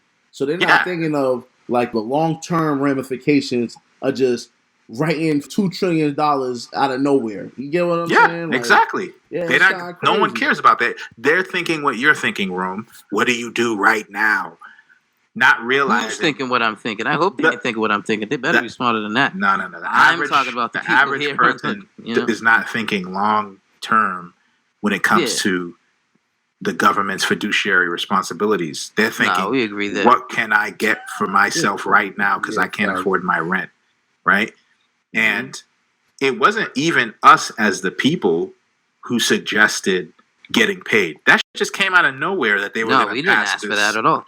It was just like, we're about to give you all this money, And everyone, and then his supporter ratings went up. I'm telling you, man. Hey, I agree. I think he's doing what he sees as both politically expedient and also socially expedient, right? Because you imagine him being Trump, if he didn't do anything, they'd come for his head. That is true. They'd come for his head. They'd literally storm the White House looking for this dude and say that he didn't do anything, even though the act of not doing anything, as far as money goes, is doing something, because you'd be protecting the U.S. economy from inflation, right? Right now, and they're talking about another round. Of another $2 trillion round. I mean, you're talking about $4 trillion. Because all they got to do is just plug it in a computer, yo. If it's just plug this shit into a computer, then it's not real money. They're not inflation capping. Exactly. So that's what people are trying to say. When they say digital coin, yo, it's a Bitcoin. You can't spend. Even Goldman Sachs is telling. Goldman Sachs is a major investment bank. They're telling their investors right now to buy gold. You know what I mean? Because they realize they're about to destroy the dollar. Dollar. Yo, this is crazy, yo. So I'm looking. Honestly, if I had the dough right now, I'd buy Bitcoin and gold. You know what I mean? Because until they come out with some digital dollar, I don't know how. Every smart or every logical economic person is asking the same question: where's this money coming from? And how the hell are you going to pay this all off, even if everybody paid it back? How are you not going to prevent inflation? You're creating a future problem that you're going to have to deal with. Yo, Rome. The U.S., we literally pay billions of dollars every year just in interest alone. Literally our deficits, that's crazy. And now on top of that, you're going to add an additional $2 trillion. Yeah, I mean, listen, I'm not doing this. This is not me. I don't control. No, but what I'm saying is, I think we as a community need to understand the ramifications of these type of decisions. Of giving out money. I understand. I know y'all hate giving out money. I hear you. But I'm just saying that, like, I'm only... Listen to how he frames it. That's what I'm saying.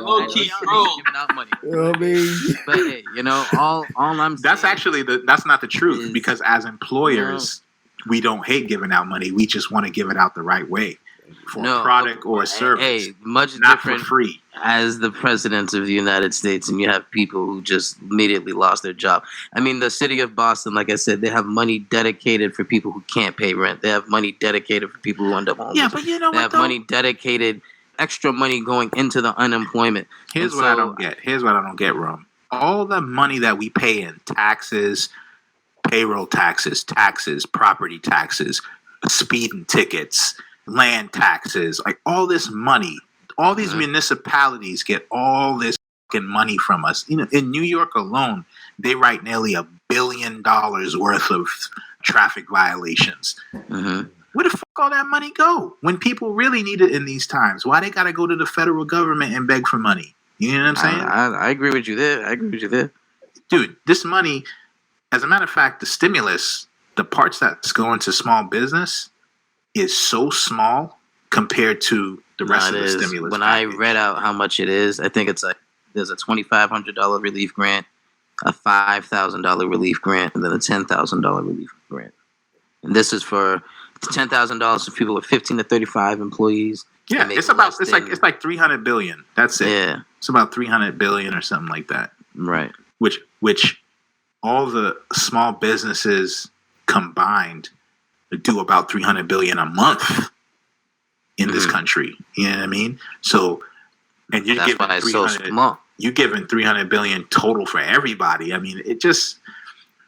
I don't know, man. It's just magic numbers, man. It's like you said, you can't. What is the city of Boston supposed to do? Like the city's not making that much money. Money doesn't grow on trees. So it's like I hear what y'all are saying, right? Like, yeah, we pay a lot of taxes. We pay this. We pay that in the city. We pay that in the state of Massachusetts. Federal government's taking a cut. But it all gets allocated towards something, right? Whether it's military defense, whether it's public education, whether it's healthcare. It could be a number of things that all of our you just got to make sure it's being allocated the right way. You know what I'm saying? So it's like it goes somewhere. Yeah, but we don't always know where because they don't they don't keep the books public like that. It's not transparent. Or if it is public, it ain't easy to find because I think if you kept a public ledger so that you could see how money's being spent, people would be But Dre, I'm gonna be honest.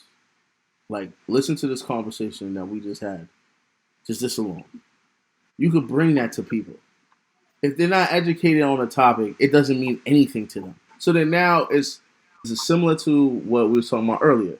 When you have economists and you have scientists in a room saying we need to do A and you need to do B, right? And you have politicians going like, if I go the scientist route, I'm not going to get reelected.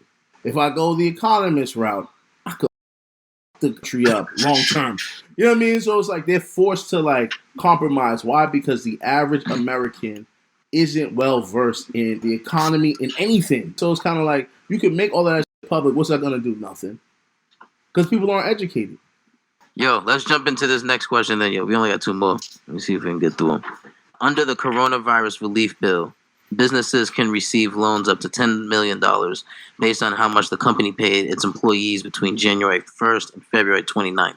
The loans will carry an interest rate of up to 4%. However, if the business uses the loan funds for the approved purpose and maintains the average size of its full-time workforce based on when it received the loan, the principal of the loan will be forgiven and the company will only have to pay back the interest accrued. Accrued, yeah. Yeah. Do you agree with this addition to the CARES Act? I mean, I like it. I like that aspect of it. I do. Yeah, I actually agree with it as well. Because that's the part that I see as stirring the economy. Mm-hmm. Because you're giving businesses the opportunity to keep going and not have to worry about creditors and bills. And they can still hire and keep goods and services running.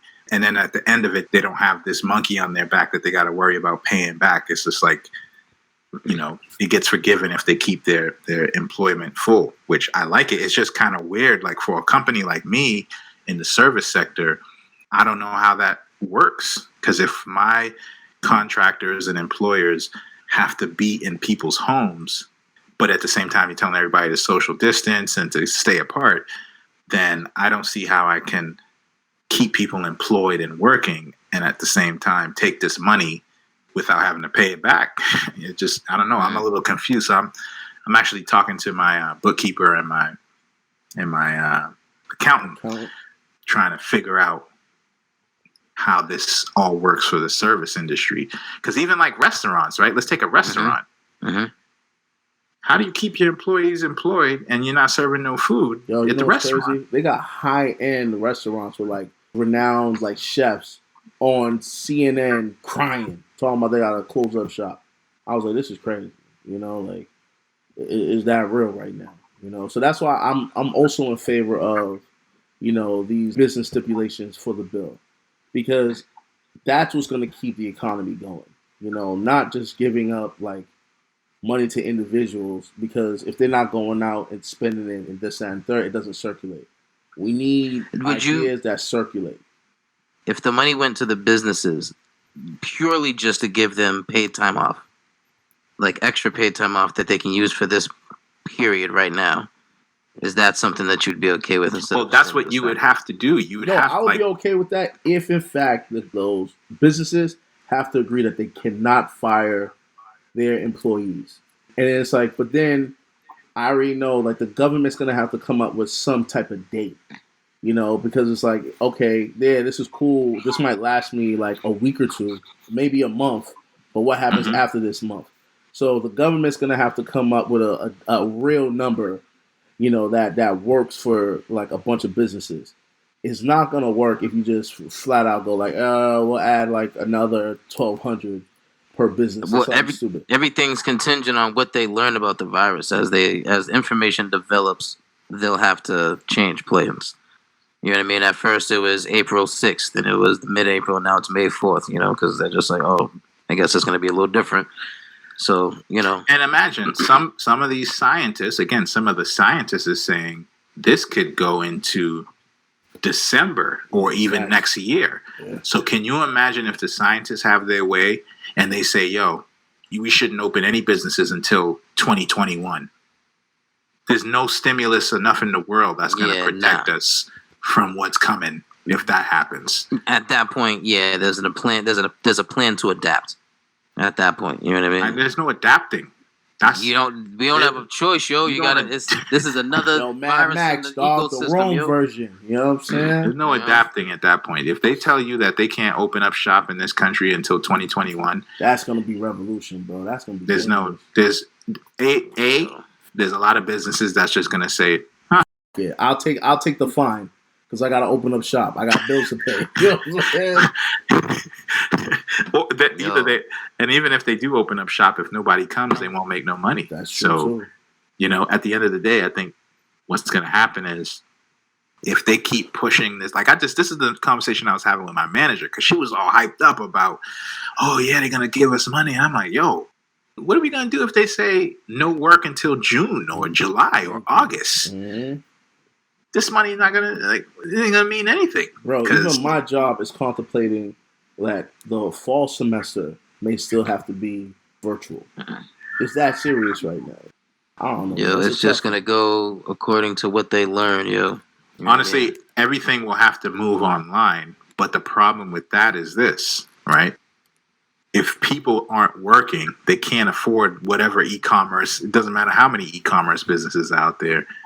If the majority of people are not working and they can't spend any money to have it delivered to their crib anyways, even the e-commerce businesses would suffer. So you're just going to go into a massive depression. That's just going to happen, where there's no money being made and there's no money being circulated, And at that point, the government will either have to step in fully and just control everything. Martial law. It won't even be martial law. It would be more like, I think depression is a better way to put it, like a real hardcore depression. Because in a depression, there's food lines where the food is rationed and everybody can get what they want. Damn. You know what I mean? Like you got to stand in line for food and water. that's a full-blown depression where things become rationed and controlled by one central power because they can't put it in the hands of any individual business, because then that would look like favoritism or something like that. I think we'd end up going back to a barter system where all this sounds cool, but it's not gonna get that far. I don't know, bro. I don't know. I hope Stainless is right, man. I'm telling you, there's no way. Come on, too much innovation, man. Yeah, too much innovation.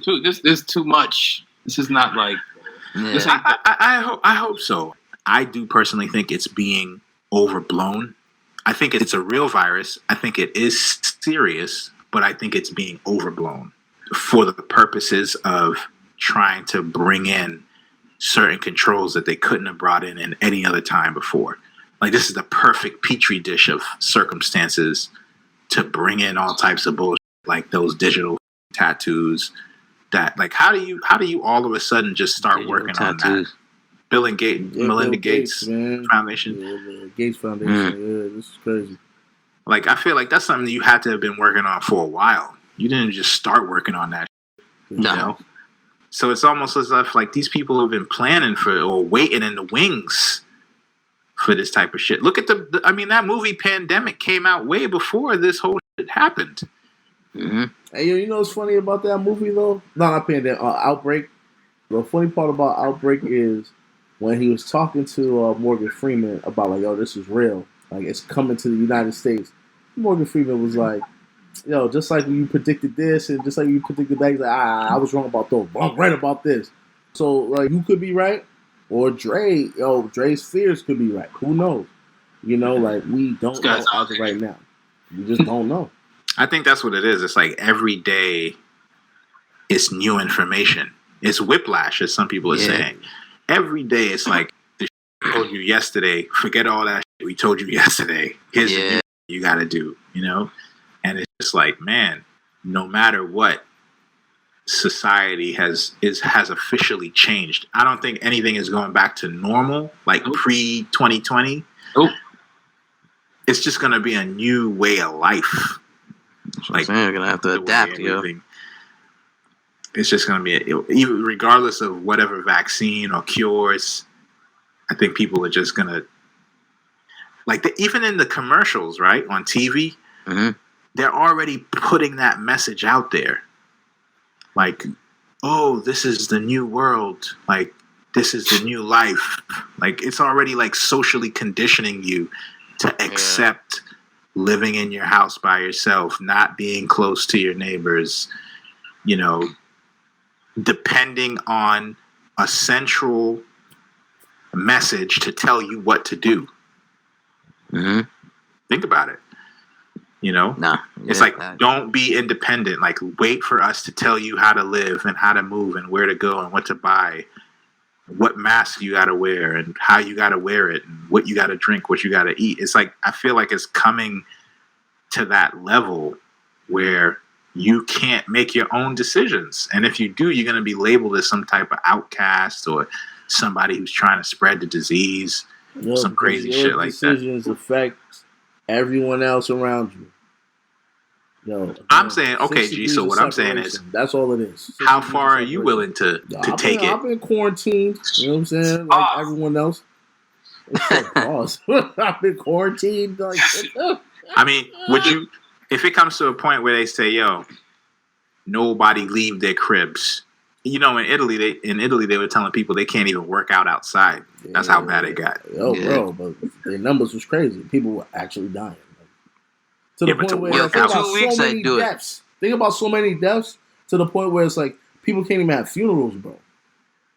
Yeah. Like, bodies piled on top of bodies, bro. Like, that's kind of crazy. So you gotta say something. If you're the government, you gotta do something. You gotta press those buttons. You gotta be like, all right, enough's enough. I'm fine with you saying that. I'm just saying, at what point are you going to say, hold up? The moment they on some funny shit, like, yo, everybody get out your crib or a military dude gonna come around and forcefully inject a vaccination in your arm or something. That's when it's like, all right, enough is enough. But anything I know when you say, stay in your house, I'm cool with that, bro, because I understand the importance of that.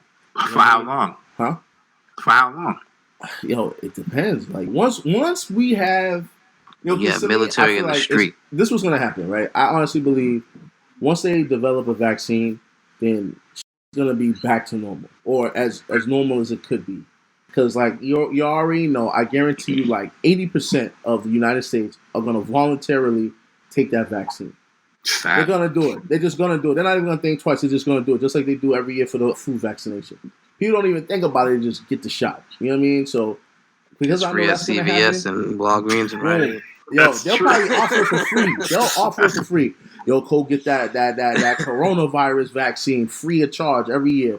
People go, they're gonna have it right at the front of CVS pharmacy. And then that's when I know, like, cool, yo, y'all get that vaccine. I'm gonna do me. And everyone's good money. You know okay, but then what happens when they do that? But then they implement that whole wristband that Bill and Melinda, and they say, "Yo, everybody that got the vaccine, you get to wear this tattoo wristband. If you don't get the vaccine, I don't even think, listen, that might work in like a third world country, bro. That ain't working in the United States, bro. Especially, not to mention, we have a large population of Christians. They ain't not having that, bro. They are not gonna have that. That people gonna automatically call that the mark of the beast. We not having it. I don't even see that vibing. Yeah, but we living in strange times, man. Bro, people aren't stupid, bro. Like, nah. Come on, man. Like, listen, and I don't religious. What if they say if you're Christian, you're exempt? I'm about to be Christian. I doubt it. I'm about to be Christian. Yo, Christians are gonna come out. Yo, praise the Lord. You know what I mean? Yeah, for real. Terrible. Don't give me that. Yo, let's get this last question out. So, Libertarian Senator Rand Paul said, "Even someone like me, the most conservative and fiscally conscious senator in the country, is willing to spend federal dollars to help millions of workers. Why are libertarians okay with the $2 trillion coronavirus relief bill when it contradicts their contempt for big government affecting the free market?" Yeah, that's a great question. Who wrote that question? You already know. Now that's a great question. Yeah, boy, answer it, Dre. Answer it, Dre. Well, I mean, let me give it from the libertarian point of view. he goes, There is a big divide right now in the party. There's a big divide in the party. You have some people who are saying this is way too much money. It's not well planned out. It's not well thought out. It's like a big Band-Aid to keep everybody happy, and we're going to pay the price for it later. And then you have some people who are like in the camp that Rome is in, which is like, you got to help. We got to do something because this is nobody's fault. So we got to do what we can do to prop up the system so it doesn't collapse. I think the truth is somewhere in the middle of those two things. I don't think it should be one or the other, right? Because at the same, just like I said with the previous question, I like the idea of lending money to these businesses who are suffering and then forgiving it. But then I have to ask myself, am I just being selfish in a sense? But what I mean by that is, even that, to give money to a business and then say, hey, don't worry about it, that's literally free money. But we all know that there's nothing free in life. So that's coming out of somebody's pocket. Somebody's going to have to pay for that. It's not coming out of your pocket. It's probably going to come out of your grandkids' pocket. To be honest with you, I feel like this reveals how libertarians are hypocrites. I'm being real. Because I respect libertarians if they maintain a principled argument at all times. You know? Because when you think about it, right? These would be the same people that won't even put millions of dollars towards healthcare or towards free education. Like, there's a number of initiatives that could better our society. Like, spending $2 billion to fix the water in Flint, Michigan. There's a number of things that we could do as a society, right? But the House and the Senate would be like, nah. And it'd be the libertarians that would be like, nah, the government, that's too much power for the government. But then when it comes to COVID-19, out of nowhere, all your principles are out the window. Well, I don't think that all the principles are out the window, because when you think about it, this is not a Republican or a Democrat or a libertarian problem. This is not something that is affecting... No. Well, remember, it's not like they're bounded by party decisions. They literally believe America, the big government, the federal government, should stay away from altering the free market. And I agree with that. That's what they believe in. So then I agree with that. You can't then say in one breath, leave the free market alone. But when you get real, y'all put money into that month. Like it's like now, I honestly don't have. So then now moving forward, they can never use that argument again because now. Yeah, but this is what's called a black swan, right? They call this a black swan event. This is not something that is because of irresponsible spending or like. No, we understand what this. Listen, it's a freak of nature, right? It's, however, your principles still have to apply. Because then now that doesn't really make sense. But hold on, what's the stop? A perfect example, like Bernie Sanders, right? When he was talking about making healthcare universal or whatever, right? Free healthcare, and it'll save the country like billions of dollars every year, right? Mm-hmm. And then Republicans, more so libertarians, say hell to the no. Do not touch the healthcare industry. This and the third. We shouldn't be involved, right? Mm-hmm. Mind you, he's talking about saving billions of dollars for U.S. citizens, for the U.S. government, this and the third, right? However, y'all were like hell to the no, right? But now, with this COVID-19, different. Why is it? It kind of reminds me of, not saying it's similar, but it is similar. The way white people treated the war on drugs towards black people. When it was black people, lock them motherfuckers up. Let them go to jail. But once it started affecting white kids in the suburbs, oh my God, we need to do something. This is a state of an emergency. We need to shut this down. That's the hypocrisy. Libertarians are doing the very same thing. And so to me, it's kind of like, hey, if you're principled like that, then remain principled. Because now you can never use that argument again moving in any other political debate. Like if there's a Democratic president or a Democratic like senator or somebody saying like, hey, we need to do this initiative and blah, blah, blah, blah. Libertarians better not run their mouth and be like, oh, well, you know, we shouldn't get involved and, you know, we need to look at the deficit. I don't know. I think you're stretching it a little bit with that because even you agree that money doesn't grow on trees. Yeah, I'm not a libertarian. If I was a libertarian, you know what I would say? I'm against the coronavirus stimulus package. There was a lot of people who were against it. There's a lot of people who were against it. There was only one person against it. Only one Republican that was against it. Only one. The rest of the libertarians, you know what they did? They voted and they passed it. So then now, I agree. All that principle out the door. But I don't know. You see, that's the thing. It's like I don't know if you can use such an event like this to automatically say you're no longer a principled individual because you decided to vote for this in this situation, especially the way the media is making it sound like this is the end of the world. People are feeling as if there's no other choice. All right, so even the libertarians, they're like, okay, well, if you're saying, yo, this is it and we got to do something, fine, do something, but only for this type of situation, not for things that are This is my honest opinion. I truly believe the libertarians, they're usually conservative white men. I think they're cool with their principles when it's towards black and brown people.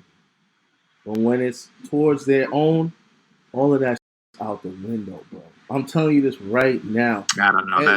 Let Flint, Michigan, or Newark, New Jersey, or wherever it is, let in the waters, right?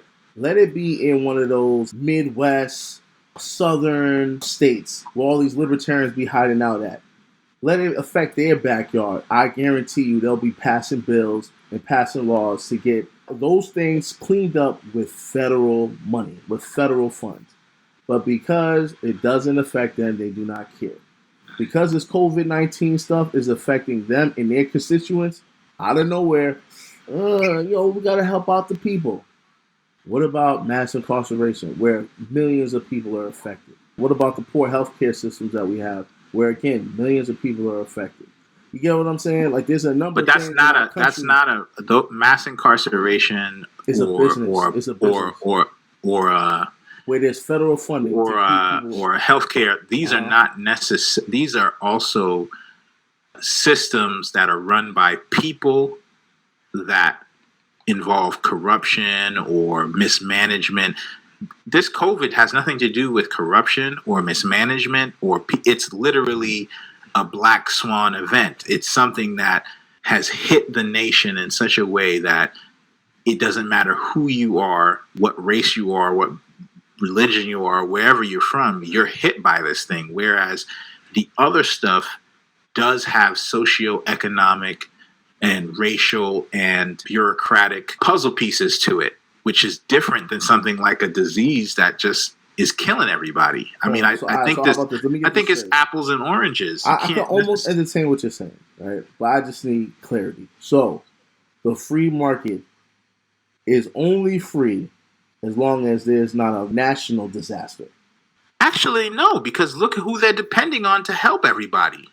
They're not actually depending on the government right now. It's all free market and private industry that they're begging to help make masks. What government agency is making masks? It doesn't matter about that. You know why? Because once the federal government starts paying certain companies to produce the mask, that's when the big government is now affecting the free market.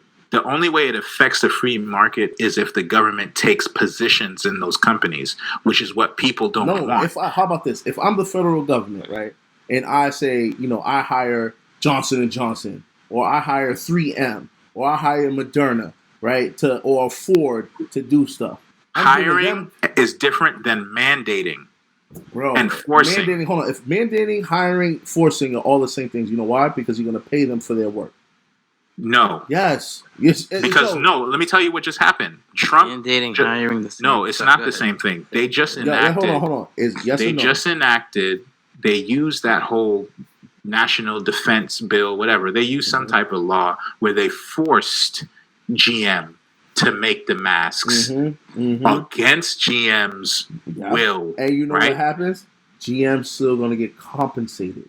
That's the difference. It's just like, but they're probably not going to be compensated for what they want. If the government declares like, "Hey, we need to bulldoze your house because we want to build a highway," I forgot what the term is. Eminent domain. Eminent domain. You know what the government does with eminent domain, though? The market value of your home, they will give you that money. But that's not always true. Hold on. That is true. It's law. So let me ask you a question then. Why did GM fight what the government was trying to do? GM didn't have a... GM doesn't want to do that. Remember, GM came to the table and said, we're willing to do this. And they probably came to the table with a certain number. And then according to the news, the talks fell apart, which means the government wasn't willing to pay GM what GM was asking. You know why? Because the government's like, motherfucker, we done bailed you out several times before. But let's get on your knees and bend over. So then let's not use GM. Let's not use GM. Let's use 3M, which is the company that makes them. They never bailed out 3M before, and 3M said that they told that to them. Listen, how I look at it is like, if you want tax breaks from this government, and then when you get real, and people are like, hey, you handle that, and you go like, nah, I'm not gonna do that. Best believe we're gonna have problems.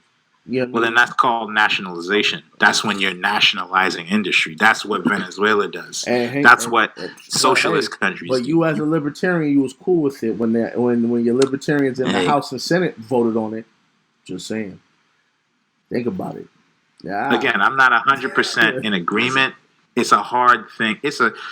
You're asking people or us or people like myself, who I'm not 100% libertarian. I call myself more of a conservative libertarian, or, more conservative than libertarian. But you're asking people like myself to have some well thought out position in a situation that has never happened to me in my lifetime. This never happened to me. So I don't really have any straight answers for this.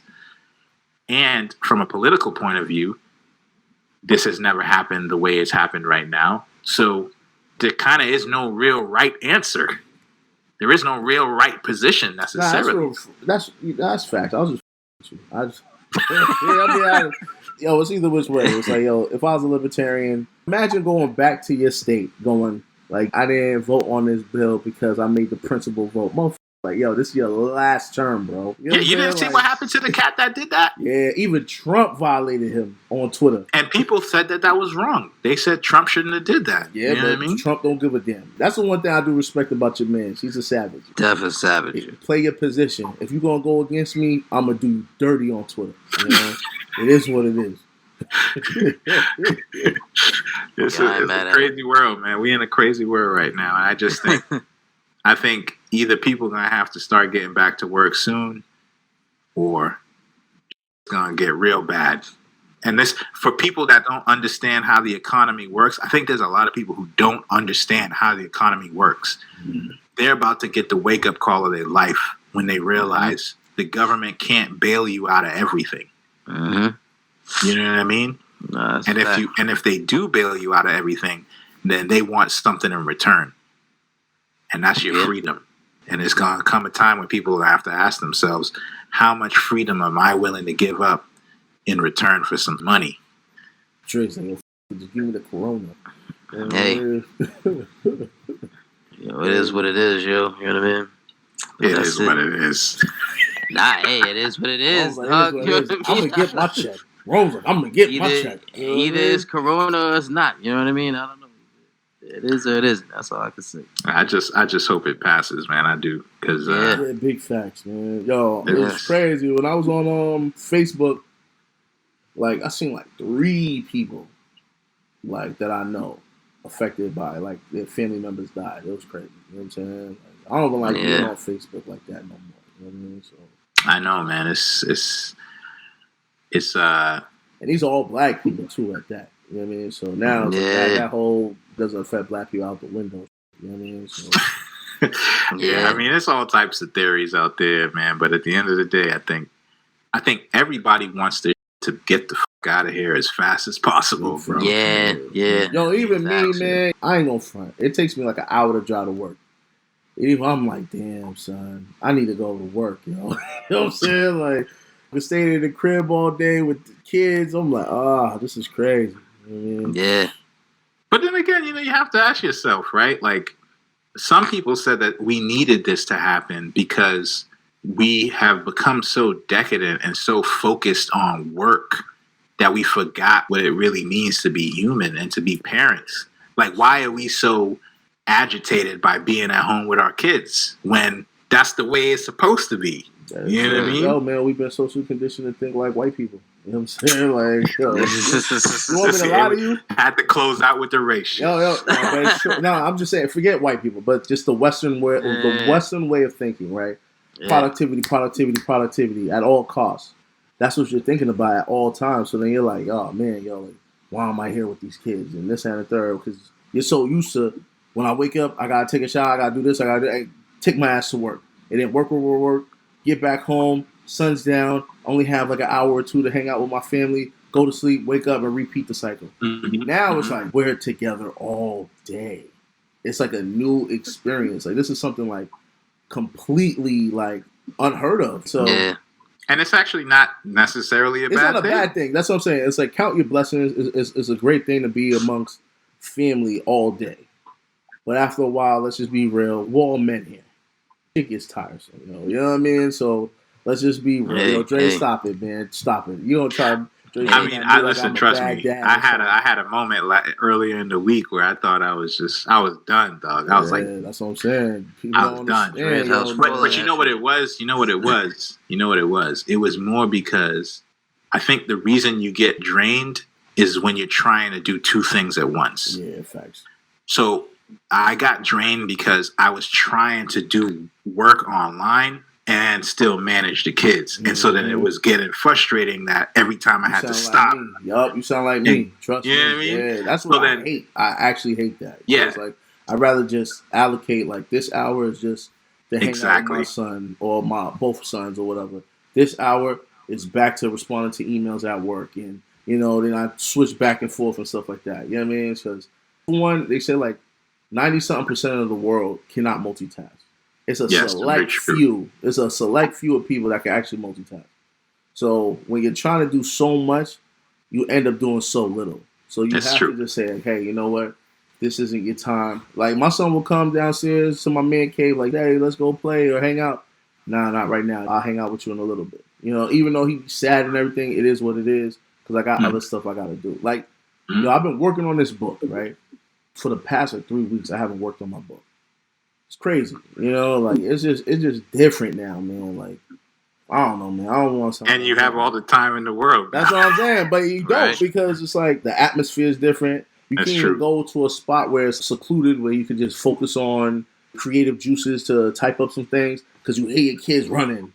You know, you hear a baby crying. You know what I mean? You got to feed a baby while you responding to emails. It's a lot, man. So we need to get this corona thing out of here, man, ASAP. But I think even saying that, right, I think really what it is even once this thing is gone, because it will pass, we do need to rethink how we approach life, how we approach success, how we approach productivity, because just this little bit of pause has really allowed people to realize I haven't been spending that much time with my family. Mm-hmm. You know, I haven't been spending that much time with my partner. Like, the divorce rate has gone up because makes no sense to me, yo. Some people are like, the divorce rate went up. Yeah, because in China, like, the divorce rate went up because after people were quarantined with their partner for so long, they were like, fuck this person, you know what I mean? So it was like it kind of exposed the truth. It's easy to ignore things when two people are getting up and going to work every day. That's true. And they just come home and go to bed. They might have, they might sleep together a couple hours. They get up and go. So they don't really address their problems. But when you got to stare at this person's face for 16, 24 hours a day, and they're right there and you can't run away, we going to find out whose relationship is strong and whose is built on paper bricks. You know what I mean? So, and that's what happened, you know? So, and that's what's going to happen when this is over. There's going to be a lot of relationships that are going to be bye-bye after this. Just do, you know? But at the end of the day, like, even for me, like, I had to rethink just being an entrepreneur, what's important to me. You know what I mean? Because right now, I could give a fuck about a big crib or, you know what I mean? Like a Ferrari or a Bugatti. You know what I mean? Like, none of that matters. All that matters is that your family is healthy and you got food to eat. Big facts, yo. Yeah.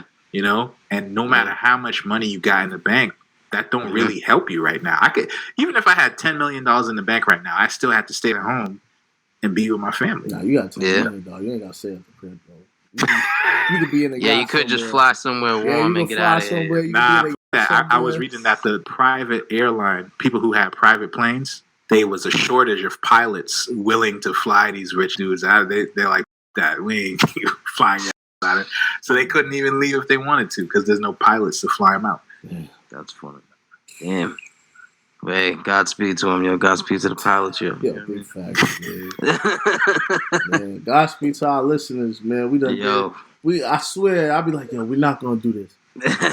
And we just did it again. It's like, it's damn near over 2 hours, yo. Yeah, I figured, yo. I was like, damn, man, you know, but this is all good. You know, fully packed, full bodied. It's all good. So we could wrap up, man. Yo, Dre, thanks for jumping in, you know. Absolutely. Thanks for having me, man. It's always a pleasure to get with you guys and wrap it up, man. I appreciate it. Yeah. The Google Hangout's been working so far. I think this is better. You know what I mean? I at least got my my mic now. My last episode, I didn't have the mic. It sounds terrible. I have to apologize again. So it's all good, Joe. But you know what I mean? Listeners, thank you for listening. Thank you for tuning in. Thank you for sharing. Thank you for caring. As always, upanicd.com, upanicd.com. Go down to join the combo. Do sort of best for you know how. And that's it. It's You Panic. It's You Panic. Talk to y'all next week. Peace. Need me some racks, put in the work, seeing me shine, they seeing my worth, counting my green, just like the earth, fuck with my team, we getting the cream, ballin' so much, you seeing our rings, don't fuck with my bros, that is a no, don't fuck with no hoes, my shooters are Zoes, hungry for more, they break down the door, ran out with four, I seen this before, sit on my throne, yeah I'm a boss, look at my face, nigga don't play, come from the poor, the rich of my land, got my own brand, fuck with a nigga, don't work for no man, I am the man, I am the man, I am the man, I am the man. And I don't wanna see you blow, no. Praying that you fall, yeah. Look me in the eyes, yeah. You know that they lie, yeah. You know that they lie, yeah. You know that they lie, yeah. You know that they lie, yeah. Lie, lie, lie, yeah. Nigga don't wanna see you blow, no. Praying that you fall, yeah. Look me in the eyes, yeah. You know that they lie, yeah. You know that they lie, yeah. You know that they lie, yeah. You know that they lie, yeah. Lie, lie, lie, yeah. Ain't no more working for free. If I get to going, somebody in trouble, they know I be really disturbing the peace. I put that word in the streets. I'm taking off like a vertical leap. Might go and buy the convertible G. One of a kind, all my niggas unique. I ain't even gotta break a sweat. I ain't barely even take a step. Pull up on them in that foreign thing. You know Major got them breaking necks. Yeah, Sergio Ticini in the flesh. Ballin' on you niggas like the vets. Skino got the Nina in a tech. Run him, he gon' leave a nigga stressed. Yeah, can't let him soak in my energy. I know they plotting about trying to get rid of me. Cause I ain't showing your sympathy. I say a prayer every night for my enemies. Head to the sky so I walk blessed. Getting money so I talk less. Hard to see me like a Loch Ness. I'm on fire, they call me a hot mess. R.I.P. Nissy and Kobe. Still in my image and you niggas owe me. Say you get money, then show me. Had to go link up with my nigga Joey. This ain't no regular drip. Talking about money, I'm ready to get it. Down on my own, trying to cook up a hit. I swear that's some shit I will never forget. Nigga don't wanna see you blow, no. Praying that you fall, yeah. Looking in their eyes, yeah.